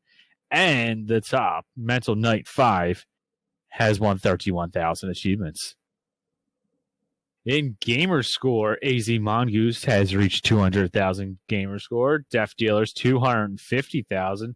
Sir Polygon 300,000. KooshMoose, that guy, KooshMoose has won 550,000 Gamerscore. Beast Middle 600,000, along with rawkerdude, has also hit 600,000. MDP 700,000. Wild West 08 800,000. And Lucas 1987, 1.9 million gamer score. Almost to 2 mil mark. All right. In TA score, Luke the Dukester jumped 268 has 150,000. TA score, Hat 90, 400,000. Mikey 710, 500,000. Chesno, 500,000 as well. Ace, who has already like a ridiculous 35,000 gamer score this month. I think is more than any last year. Love you, Kenny. Actually, he's going to have to break some records because he's the flying ace of the Empire. We don't like him. Ace has 700,000 TA score. Northern Lass has 900,000. Chewy on Ice has 1.1 million. Edholm has 1.25 million. And Vulgar Latin has 1.25 million. In leaderboards that nobody alphabetized for me, so I'm going to have to go rogue. Sorry. Waka Pale is in the top 5 of the TA difference leaderboard for Battle Royales. I haven't heard him talk about those in a while. Eliphalet is in the top 20 of the TA leaderboard for Metrovanias. Inigo Montoya is in the top 20 of TA leaderboard for Racing. Vroom, vroom. Don't tell Inigo that all you do is just turn left a bunch of times. He gets very mad when you talk ill upon racing and racing games. They're quite fun. If you throw banana peels and shells at people, they're fun. Ace is in the top 20 of the British Columbia Gamerscore leaderboard. Alex R. Davies is top 50 of the TA leaderboard for Vayners. Aru Turuk is in the top 50 of the England TA leaderboard for turn-based. Northern Lass is in the top 200 of the TA leaderboard for Puzzle. Crazy Cats Person is in the top 200 of the TA leaderboard for Party. NBA Kirkland is in the top 200 TA leaderboard for Vayners. Chesno is in the top 500 of the England TA leaderboard for Puzzles. And Mental Knight is in the top 500 of the completed games leaderboard in Ireland. Just kidding, he's not in Ireland. He's my Deponia friend. Oof. All right. We had some bonus entries. Eliphalet 77 is now number 1 in Vayners in England. Dang. Awesome Nice. job, Eliphalet. For Show Gamerscore. those UK Vayners peoples. Oh. Gamerscore. Yes, he's got 39,370. Chesno reached 10,000 achievements. The achievement, that's how you do it. And Mortal Kombat 10.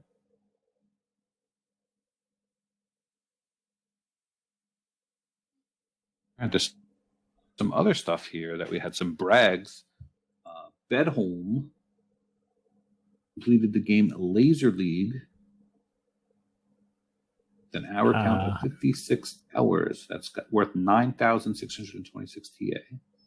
I don't know why that's difficult, but the TA ratio being a 9.6, it has to be difficult. How much Gamerscore do you have in it? I'm imagining it's difficult. Well, I have 0 in Gamerscore, and that's why I said I don't know how difficult it is. I'd say quite. What's this over here? Corey? Ghost World? 81,200 Gamerscore in April. Oh.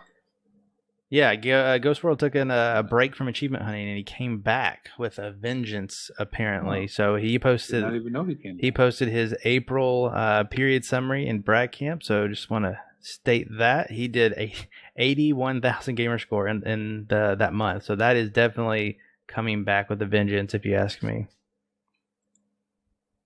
The respectable 1.09 ratio. Nicely done. Where we're going, ratio doesn't matter. We don't need ratio. We hire him as a bounty hunter guy? Well, I think he kind of blew his wad prematurely there. If that was the case. And there's always more where that came from. And also, ASU Unknown got the 7-day Survivor achievement in Dead Rising. Very infamous achievement, and completed Dead Rising. Nice to know about it. Dead Rising is not an easy completion. Nope. They were talking about it today in the Discord that it's probably responsible for more red rings on the 360 than any other game. And it was being speculated also if the quick resume would work on it, if that would make it more tolerable on the one. That's an interesting theory. That is a good thought. That would definitely make that game more tolerable. Or at least being able to complete it more tolerable. That's a good game. All right, that was Milestone Brag Camp Proclamation Point. #brag. All right, well, just so you all know, if you would like to have your milestones read, be sure to friend request the show's TA. It is AH101 on TA, but it's the one with the hashtag whose numbers I forget at this point, and it's not written on the doc now that we redid this. So, yeah. But yeah, friend request anything AH101. And we'll accept it. We'll be able to get you on here. And if for whatever reason you don't see your milestones being read, like I said at the beginning of the show, there are so many milestones. We cannot possibly read them all off. We will be here for 25, 30 minutes every single week reading them off. I limit them all. So, like, if you notice, achievements are only by 1,000. Gamerscore by every 50,000 up to a certain point, if we're not reading your milestones off, it's just because it's an odd value. I don't want to. We just can't read off everyone that hits like 130,000 TA, then 140,000, and 160. It's too much. Yeah. I know the link for the TA account is in the show notes. Look for the show notes doc in whatever it is that you're listening to this on. You'll be able to find it there. But with that, let's get on out of here. Let's get to that duck race after the show for those that are watching live on Twitch, twitch.tv/AH101. Be sure to follow. If you're listening to this live right now, quickly sub. That duck race is coming up. You want to get in on that. If you want to contact us, you can always do that on the Twitter. You can send us some Twitter tweets at Achievements101.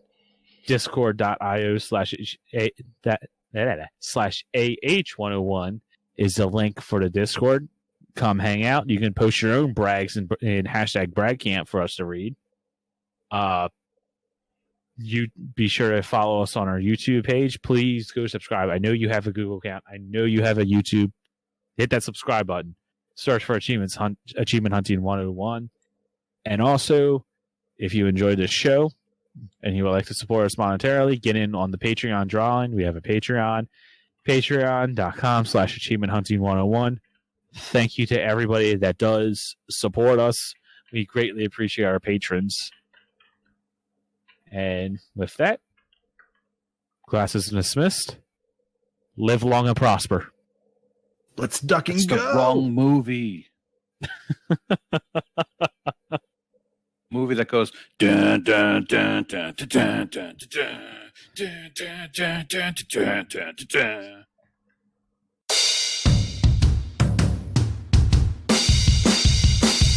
Oh yeah!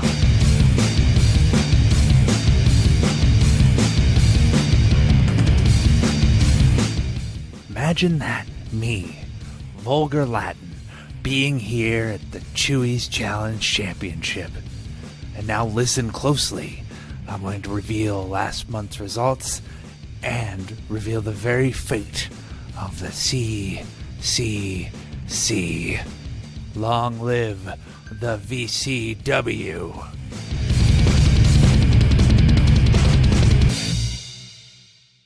All right. I'm sorry. I had to get all that Wookiee fur. Very allergic. Got an intern here cleaning that out. Going to go to my normal voice here as we reveal the April results. So our first event had Hatton 90 going up against Ahizo in a genre swap. Ahizo had to get football, that's soccer and actual football, versus Hatton's card and board. And it was a tough fought battle. There were balls and cards everywhere. But at the very end, Hatton scored 1250, but Ahizo came up with 1480 and is your United States champion.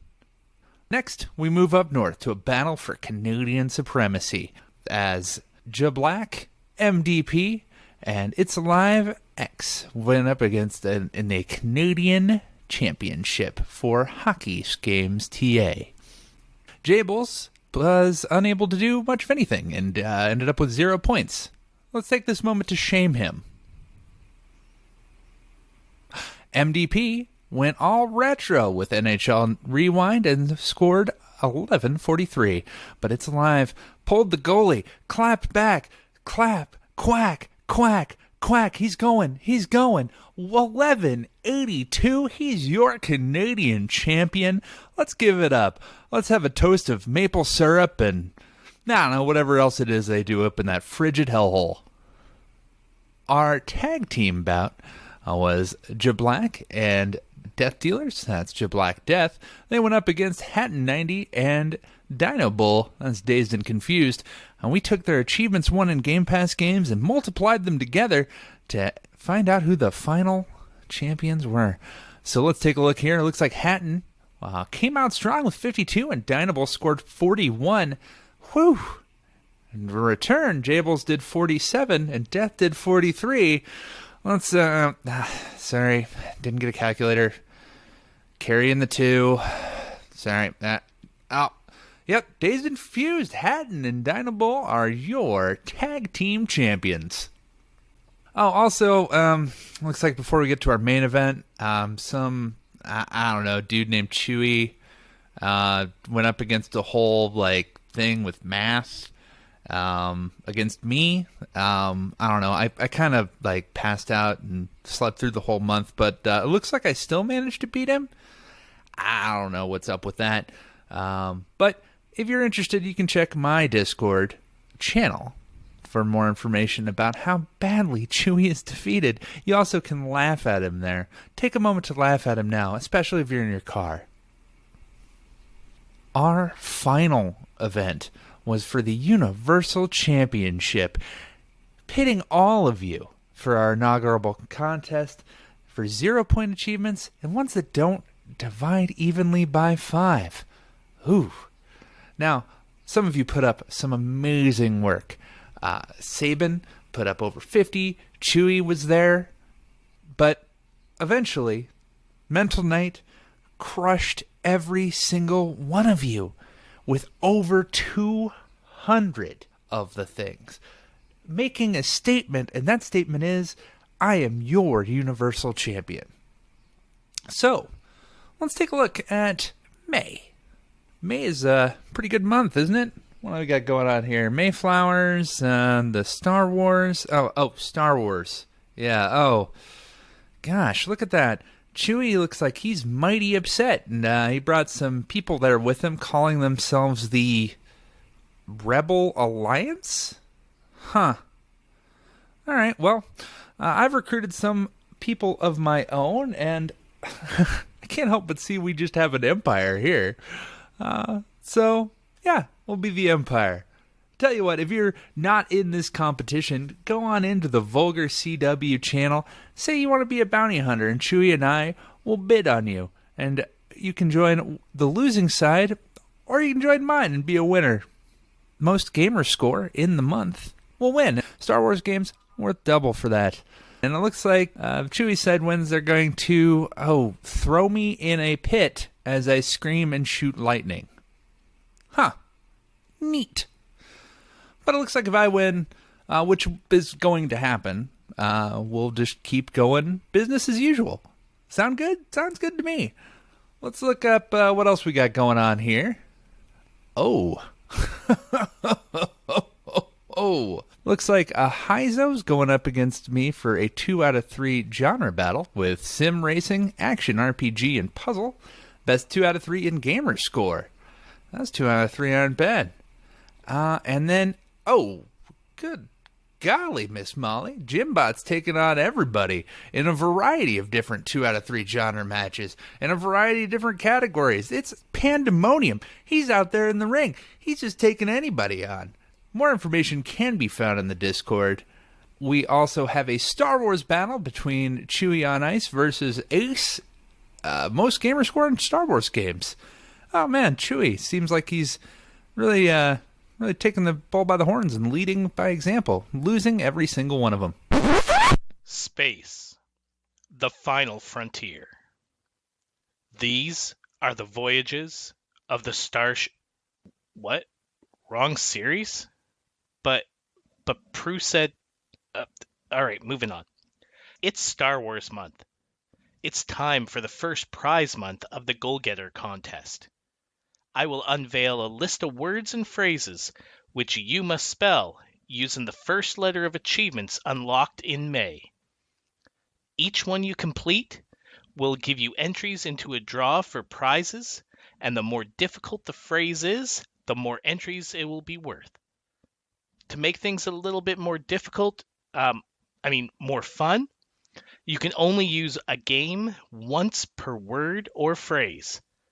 And, just like the Gamertag Challenge, it is up to you to fill out the entries on your own sheet. So make sure to request access to the sheet when I post it in the Discord channel. Now, after all that, you must be curious. What are you playing for? Well, I have 4 games to give away this month.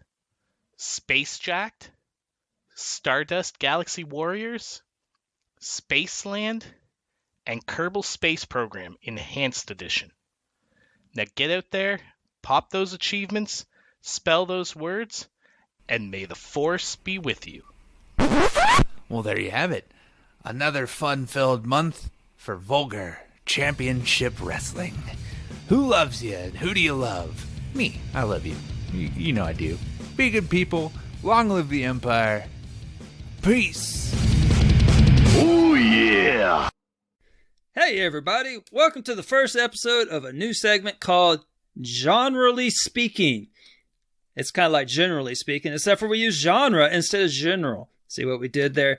Now, in this segment, we will break down some of the oft overlooked genres out there as tracked by TA and discuss it at perhaps greater lengths than is merited, all things that have to do with that said genre.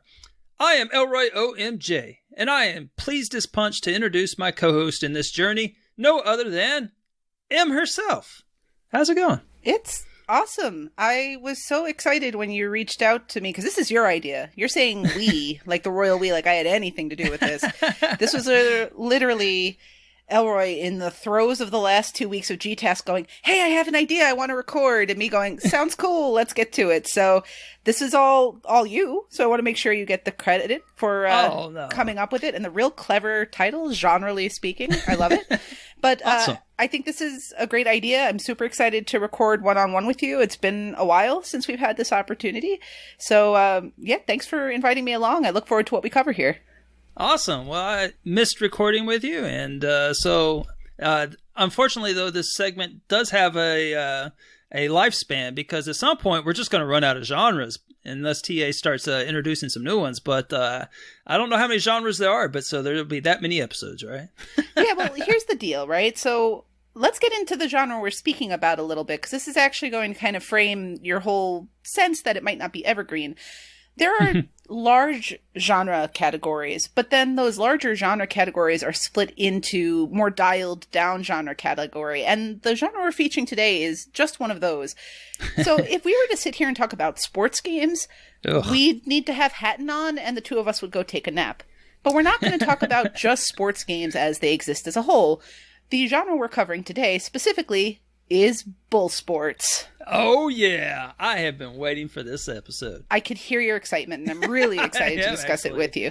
And since you gave me full credit on the idea, I must give you full credit. You chose this one as the first pilot episode. I don't know if you were doing it in jest, but the second I heard bull sports leave your lips, I was all about bull sports. So, well, the great thing about testing genres, testing segments, which we have had the great fortune to do throughout the history of Achievement Hunting 101, is it's really good to start small and do something where we can get a little taste of things. Now, we are using genres as defined by true achievements, and there are frequently curiosities within there.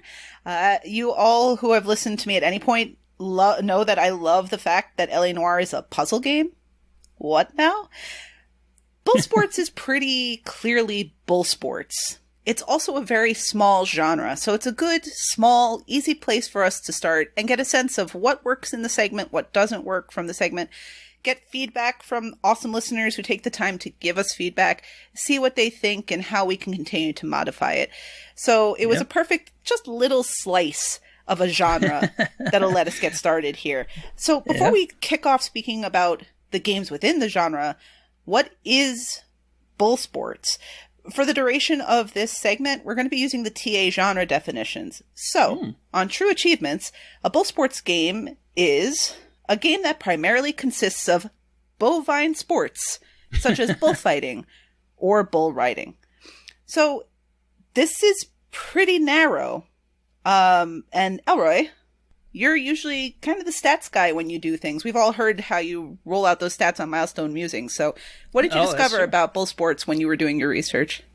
I thought it would be best to break down each genre by the numbers heading into it. So here you go. This is what I have discovered about bull sports.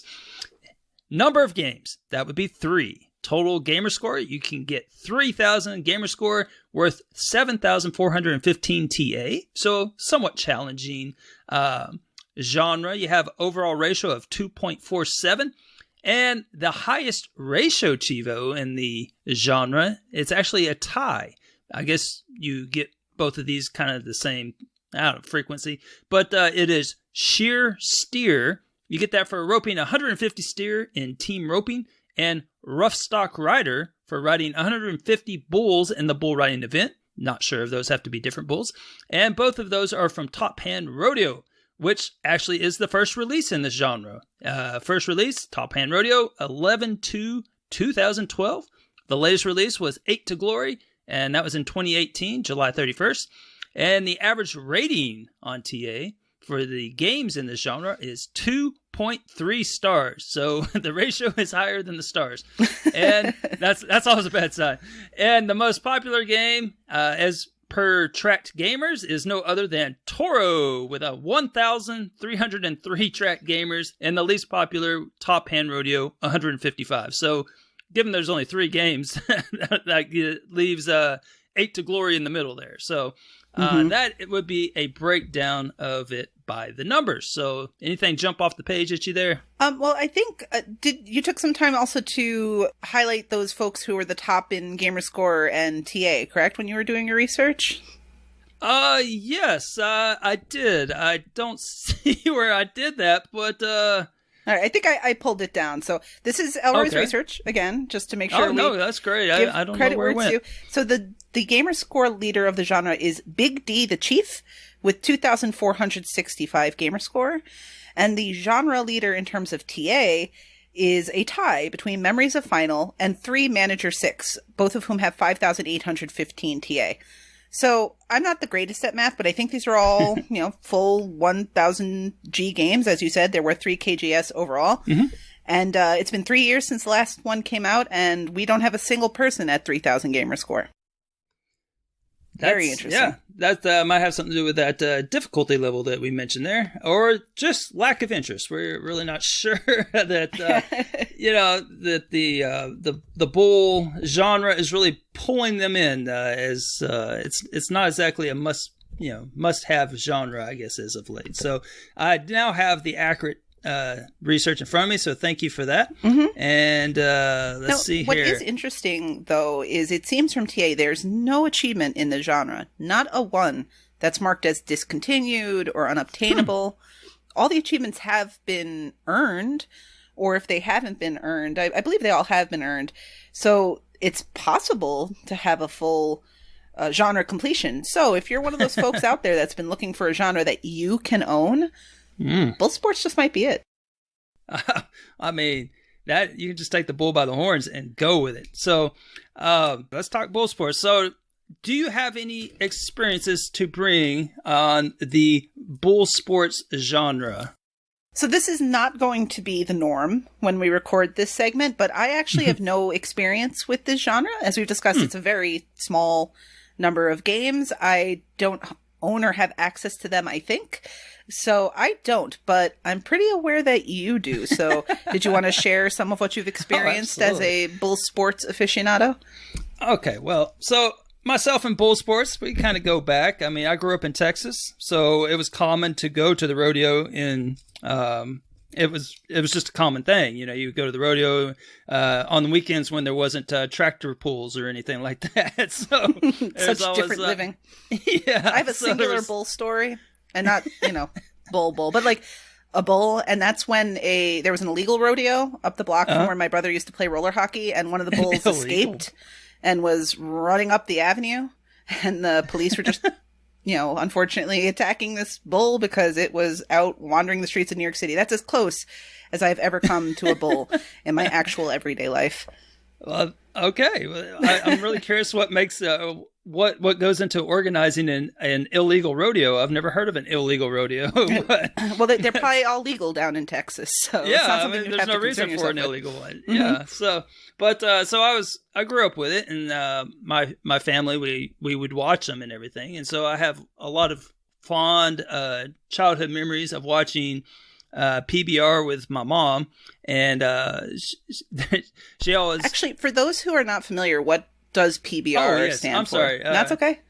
Professional bull riders, I think, or something like that. Okay. I don't know. I'm not sure what it's called, but it's basically like you have football, NFL, and Major League Baseball, MLB. Well, with bull riding, you have PBR. That's like the gold standard of the organization that runs the events and everything. So if you're the champion of PBR, it's kind of like winning, the grand prize. They're the go-to of bull riding and such. So, but they have events all the time, and they always broadcast them. I forget which channel they were on, but we would always watch them. And and there's this one lady after every ride there. She has some older blonde chick, and she'd always, smacking gum or something, and they'd come off the bull, and they come over and talk to her after the ride, and she'd be like, "Yeah, Tater, you just rode that bull ride real good, and talk about the ride." And she always ended up with, "Talk about the ride." And so that's actually something that my mom and I would say to each other, "Talk about the ride." And so I have a fond. If I ever do a road trip again, that's what I'm going to say at the end. Talk about the ride. Talk about the ride. Yeah, I'm not going to be good at the accent, but I'm certainly going to try to work it into my life now. Right. I wish I could tell you what the lady's name so you could look her up. I swear every interview she'd always start with, talk about the rat. And, Okay. yeah, but anyway, so there's that. And, I just, kind of grew up in that environment. But as far as achievement hunting goes, I haven't played but just one of these games. And that was the one that's furthest from the one that you would think that I had played, which is Toro, because I've never been to Spain and did the bullfighting, because that's apparently a bull sport as well. So it wasn't actually rodeo, it was bullfighting, where you basically wave the cape and the bull runs by and you stick a spear in it until it dies. That's bullfighting. So a lot of people don't realize that it's not a good experience for the bull. They just think that the bull just keeps running back and forth. And nope, that's not what happens. The bull dies. They kill the bull. They stab it to death. So that's how you win. That's how the bullfighter wins. It doesn't go on forever. You kill the bull. So anyway, bullfighting has come under a lot of fire because of that. Like what? What's wrong? There are definitely that? Animal rights agencies that are like, listen, all right, maybe some of you like to eat hamburgers, but this is a step too far. Adds a new taste to the burger. No, so I didn't even realize that Toro. So the thing that struck me immediately about Toro is that the achievements are all in Spanish. The descriptions are all in English, but the achievement names themselves are all in Spanish. And I didn't take a good look at it. I didn't even though I read the genre description, which says bullfighting or bull riding, it never crossed my mind that this would be a totally different type of game. So how does that work? Like in terms of controls, is it a campaign mode? Like what do you experience as you become the matador? It's actually really fun. It's a fun game in the sense that the mechanics are infuriating. I've tried to go back to it several times, but like once you stop playing it, it's one of those games where if you stop playing it for a week and pick up something else, you're going to forget everything. And because there's like, you have to execute certain bullfighting moves, like the ole or something. And so the bull's charging towards you and you got to punch in the right command and push to the left and hold X and then push Y or something. It's like a bunch of really intricate controls there, and then you perform their ole and it's like ole, and then the bulls, and then they're back at it, and there's like all these different moves. You get different points for the difficulty of certain moves, so there's an element where you have to meet a certain score, so you want to do some of the more advanced moves or you're not going to hit that score. There's also different challenges like do 10 oles before time expires, and then that unlocks things, and you just basically progress through a matador's career, where you start kind of real small and the stadiums keep getting bigger and bigger. And I stopped playing about halfway through it, and so the stages that I tried to jump back into are way too challenging for someone that's just starting the game. So, and I don't really feel like going back and restarting from the start, and so here we are. And but the mechanic that's really the best, the part that really sells the game, I guess, is the ragdoll on the bullfighter. So the second that bull touches you, you just turn to like jello, and like your arms start flopping everywhere as you fly into the ground. Oh my goodness! It's got some of the best ragdoll mechanics of any game, I would argue. I'm not sure what would be better. So think of like human fall flat kind of a thing, but more jiggly. So why did you find yourself with Toro though? Like I think of the games that are here, I feel like the one I've heard spoken about most in the Achievement Hunting 101 Discord has been 8 Minutes to Glory. I think that's kind of the one that pops up in most people's heads. Oh, really? Probably because of, I don't know if it's maybe like a recency bias. I think that might have just been the most recent one. And there might be something on TA where a genre needs to have a certain number of games, likely 3, before it's considered a genre. And so that was the game that put bull sports on the map, figuratively and literally. So, Toro had a terrible rating. At least it used to, because it was just infuriating. The second that bull touches you, like like I said, going to ragdoll. So I originally got it just because I heard how bad it was. I was like a really good bad game, and so that's what led me to it. Plus, it had somewhat easy Gamerscore to start with. So I decided to give it a try. And unfortunately, I just lost interest halfway and started playing something else. I'm sure I'll be reminded of this game at some point during abandonment issues. But boy. Yeah, you have more than enough stuff on your abandonment issues, though, that it would be a pretty low probability for that to show up and haunt you again. Yes, for sure. But I've already told the story, so there's no reason. So X and Chewy, if you're listening, let's cover something else. So, but it's a cool little game, and I've never played any of the rodeo games, and so. I might enjoy them, actually, because it probably would remind me of kind of my youth and such and so forth and all that good stuff. Not that I was riding bulls, but I was like to watch it.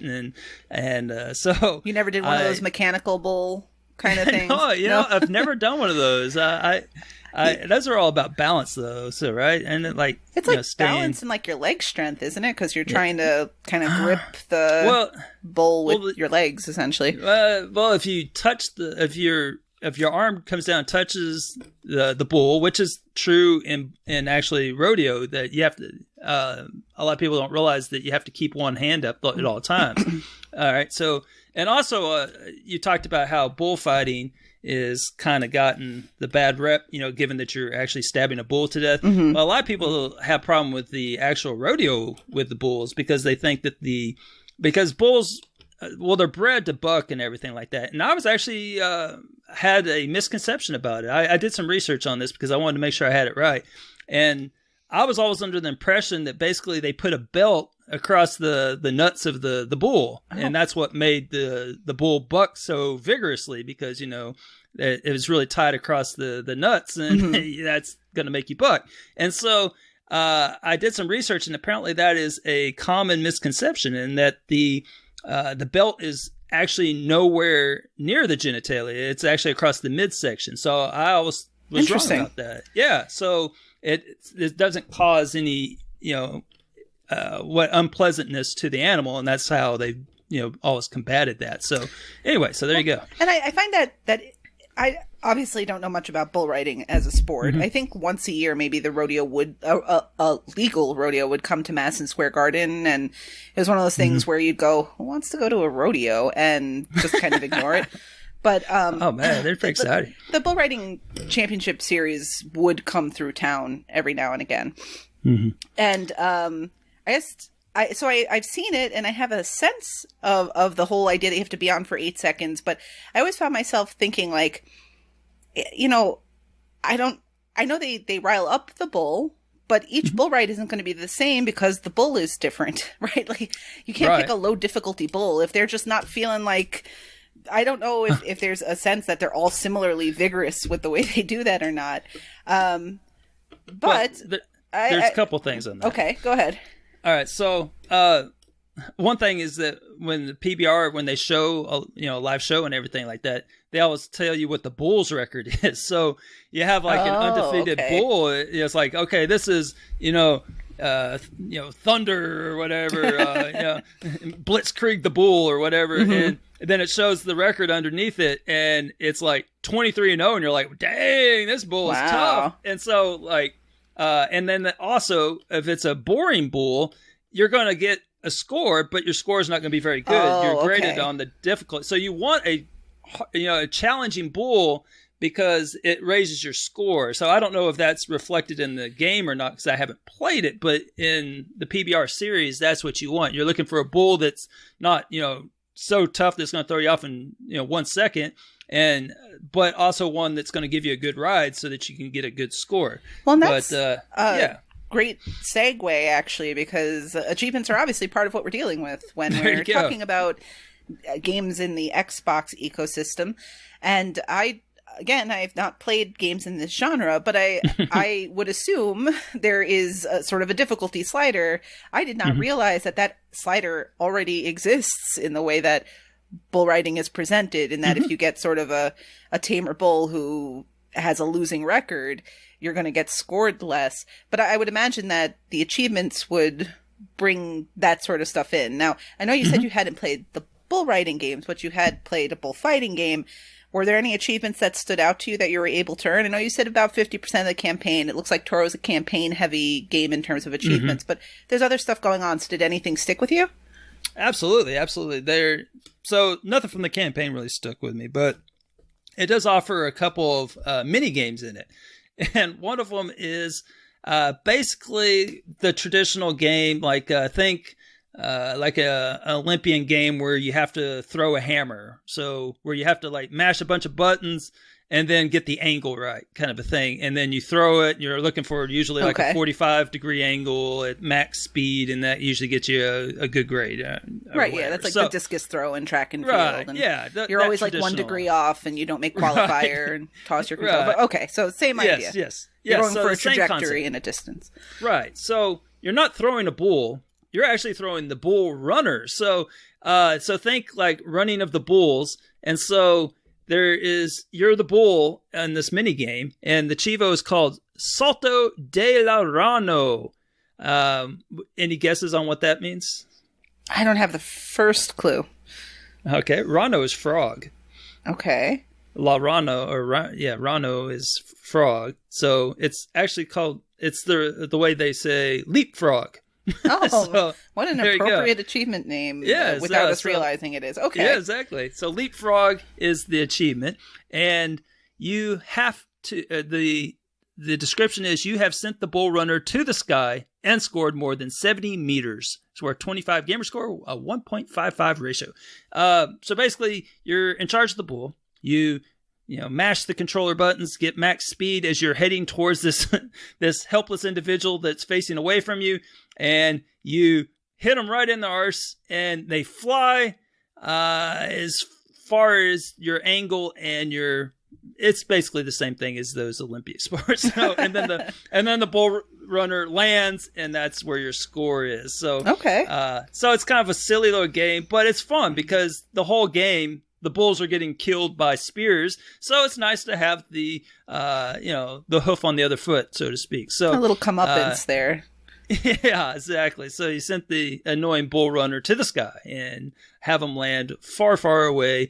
And I don't know, it's kind of a fun little mini game. So that's kind of that would be my Chivo highlight. That was my favorite one from the genre, given that my experience with the genre is a little limited. But I do have some other tomfoolery, I guess, if you will. Very nice. Thank you. So I was thinking of some other games. So is there any games you think that fit into the bull sport genre that are not listed here? Well, I feel like I can't think of any offhand, but I feel like you do stuff in games like not Red Dead Redemption isn't right, but like I know you can lasso or whatever, but that's not bull riding. It could be bull sports to control them, I suppose. But no, I can't really think of any offhand, but it sounds like you've given this some thought. I have, because it's actually something that I remember again. I feel like this one really made me nostalgic and thinking of old games, my older experiences with it. And I kept thinking, I could not get this out of my head, which is there was an old game on the PC, and it was called, and I think it was ported to the NES, and it was called Summer Games, and it was basically an Olympic game. And I swear it had bull riding in it. And so, and I swear it did. Like, it was one of the harder games in it, if I recall, and I was skipped it late because at some point you can just pick the games you want to do, and like you do the diving game because it was a lot more fun. But I swear it had, and I don't know if I'm delusional, but I swear it had bull riding in it. And so I looked it up. I was like, well, is there other Olympic games that have bull riding in them? And what I found is that bull riding is actually not an Olympic sport. And so I don't know what I was thinking of, but so in case anybody's wondering, there is no Olympic games apparently that have bull riding in it, since it's not an Olympic sport. So if you're delusional like me and you remember it from an old game, either it was highly inaccurate or you're delusional like me. But I do want to mention one achievement related bull here. Okay. Now, it's not a bull sport, but let me tell you something. This bull deserves special mention. And that is the bull boss from Full Metal Furies or whatever it's called. Have you played this game? I have not.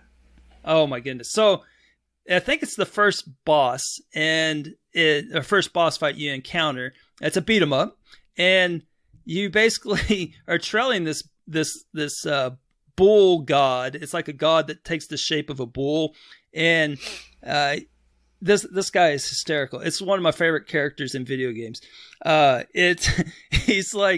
He's all about those hashtag gains. Let me tell you that, and he wants you to know about it. So he constantly misses conversation with the protagonist because he's too busy flexing for them. Nice. And yes, it is. I remember when I played it, I sent Brer Rocker a message about it. I was like, I don't want to beat this guy. I want him to win. I want to play as him. And it was one of those situations where they make the boss more likable than the main characters. And you're like, I want a spin-off with this guy. And it's like so you discovered your spirit animal. Yeah, I did. And oh man, it was so fun. I skipped through all other dialogue in the game, except for any time.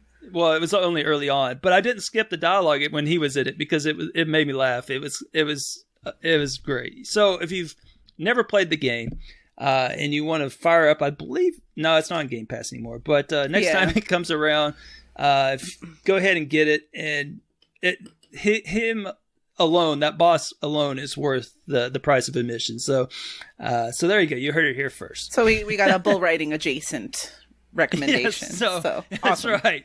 Since there's not many games to talk about, and there's not a whole lot of gray area here, I thought I definitely need to mention him. And I wish I could remember his name. It was something, Greek or something, but I can't remember what it was. It was a tricky name, but okay. Yeah, there you go. Awesome. And I had wanted to ask you when I knew we were going to record this, I wasn't aware of exactly what your bull riding genre experience was because you seemed so excited for this to be the choice that I figured, this. I like talking animals. So this is true. You do have a history. Well, squeeze us into your next achievement, Wildlife Hunters. You can figure it out. But there you go. I did have a question that I was going to ask, but I'm going to modify it some. Now, in most genres, right? People have the genres they like and the genres that they don't like. But there's that one game that rises above and you go, look, even though you're not a fan of walking simulators, you should really try this one because it's super good. Mm-hmm. I'm going to guess I know the answer. But is Toro a game that rises above the expectations that a 2.3 average rating would give us about bull sports games and is thus worthy of somebody's time to try it out? Well, if the 1,300 track gamers isn't clue enough, let me tell you something. This game has a 1.74 ratio. It's gloriously bad. Here is the top review. 1.74 ratio? I'm sorry, 1.75 stars. Okay, I'm so okay. sorry. Yes, ratio is actually, 2.76, right? Okay. But top review, it says, bad graphics, bad sound, bad gameplay, great bull packages. That was by Cool Kid Joe. So thank you, Cool Kid Joe, for that full review there. And you think that's a fair summation of the game? Yeah, and that's what you're going for. If you're playing this game, you're playing it for the terrible experience and probably for the ragdoll mechanic, and it delivers on both. So, and plus you get some cool achievement names. You got Mozo de Espadas. I know Espada is I don't know why it was Italian all of a sudden, but it was Espada is back, I believe. So I don't know. Probably, I don't know. I think it's back. Yeah. Well, do you have any other thoughts about the bull riding or the bull sports genre? Pardon me. Before we wrap this up, I'm just so glad that you chose it. It's about time that Toro gets the discussion that it needs, and I may have to check out the PBR game and the other one. The other one's on the 360. So Top Hand Rodeo. Top Hand Rodeo is also a Kinect game. Oh wow! That's gonna be dreadful. So that would be it's Kinect required, not like kind of maybe sort of not. So be mindful of that one if you're going to go try it out. You're going to need a functioning Kinect in order to get some experience out of it. Well, it's got the highest ratio too, so That I makes think sense. probably So I didn't notice that it was Connect, so that's probably why. So it's probably not as as difficult as it appears. So Okay. I don't know. I have one other little stat actually about bull riding games before we wrap this up and tease what's coming next time. Ooh, I like it. Bull riding games have been released in 2012, 2015, and 2018. Uh-oh. Now, I see where you're going with this. I got a C- in math, but I'm pretty sure that means it's every 3 years. And 3 years since 2018 would be... Oh, man. That's going to be in the Summer Games. This I don't know. I'm be feeling like we're the doing Tokyo another Olympic game. We're going to... The Tokyo Olympic Games. It's going to be in there. some well-trained Kobe prior to being beef. Yeah, so it's if time has told us anything, we're on a 3-year cycle with these bull sports games. So this might be the year where we increase that to 4 entries in the genre. So keep your eyes out. I mean, they could just release a PBR game every year. I mean, that's what, like what NBA, whatever, 2K. You could have PBR, 2K21 or whatever. So we'll see. We will see. But we'll have an update. We'll be the first to give you that update. We will definitely let you know. We will break into the panel with a special rodeo games update if such a thing should happen. But I like it. Let's talk about the next time around. We did pick a genre. And of course, if anyone here listening has a genre they think would be really interesting, that would be really interesting for us to discuss, please don't pick platformer. It's a little much. We're not doing platformer. But there are lots of small subcategories, and even if you have a good pitch for something you think that isn't a genre on TA, and we can take that angle and talk about why it should be a genre on TA and games that are good representatives of that genre, I think that's something we could probably handle, right? So absolutely. Yes. I'm just waiting for some dodgeball talk. I mean, I hear that the number one gamer in dodgeball in the world is pretty good at it. So maybe we can get him on to talk about it. I hope so. But dodgeball is not what we're talking about next time. Okay. But I have a little teaser for next time, and I understand you have one. So yes. I'm going to drop my hint, and if you guys want to take a guess at what that hint is, you're more than welcome to let us know in the Discord, give us a sense of what you think might be coming up next. But here is my hint. The genre that we will be discussing the next time we do a genre-ly speaking segment features entries from the Sonic the Hedgehog franchise as well as the Assassin's Creed franchise. It also includes a major first-party title. So see if you can figure it out. Awesome. Well, all I got to say is get your towels ready because it's about to go down. Everybody in the place, hit the open deck. Awesome. All right. So hopefully you enjoyed genre-ly speaking. And let us know in the Discord how we did on the bull sports. If you're a bull sports enthusiast, please let us know if we gave them a fair shake. And we always appreciate any feedback. So thank you very much. Talk about the ride.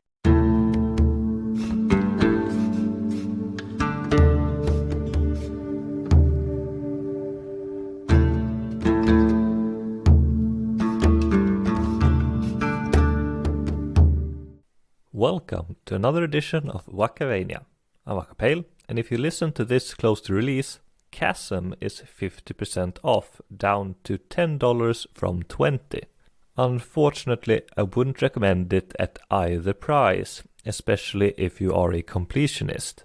If you don't mind missing a few achievements, you might enjoy a dozen hours with it, but unfortunately most achievement hunters will set the difficulty to hard, which will severely hamper their enjoyment of the game.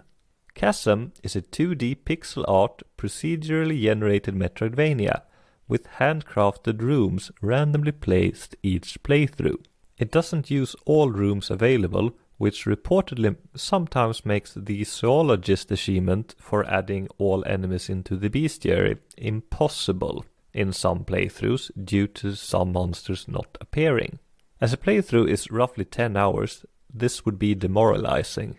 There's also a collectible in the optional tutorial area which you cannot return to after properly starting your adventure, so be sure to grab it before finishing the tutorial, or you'll miss out on the bookworm achievement. The random nature of the game is presented as a selling point, but is honestly its biggest weakness.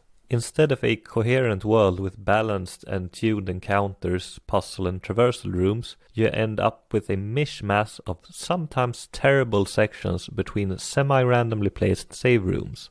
On high difficulties, Chasm is very punishing. You go down quickly and enemies have plenty of health, making the player not only having to rely on skill, but a large share of patience. Movement is slow, and it takes a while to find new traversal upgrades, which makes skipping enemies very difficult. The game is so much more fun once you get a double jump, but it is an end game upgrade.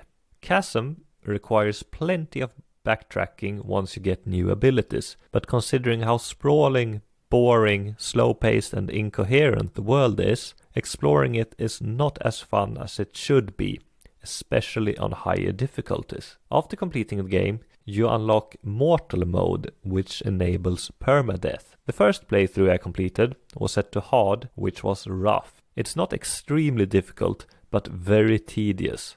When I later played it on the easiest difficulty with permadeath enabled for my final achievement, it was so much more fun not being forced into drawn-out fights with every single enemy in my path. Chasm is worse than the sum of its parts. It controls well, the pixel art is nice, audio is decent, story is a bit meh, but not bad. The achievement list is okay, barring requiring 2 playthroughs and the possibilities of some achievements not being unlockable in all playthroughs. Most rooms are okay, but the random nature of the procedurally generated layout can make the world a pain to traverse. Some rooms are just tedious to get through, and if you are unlucky, it is placed in an area you have to revisit many times. The completion took me 18 hours over the span of a year, as I just didn't want to get back to it. Chasm has 20 achievements worth 1000 Gamerscore and 2200 TA. Chasm isn't terrible, but it is not good enough to be worth your time, especially if you are a completionist. Have a nice day, everyone!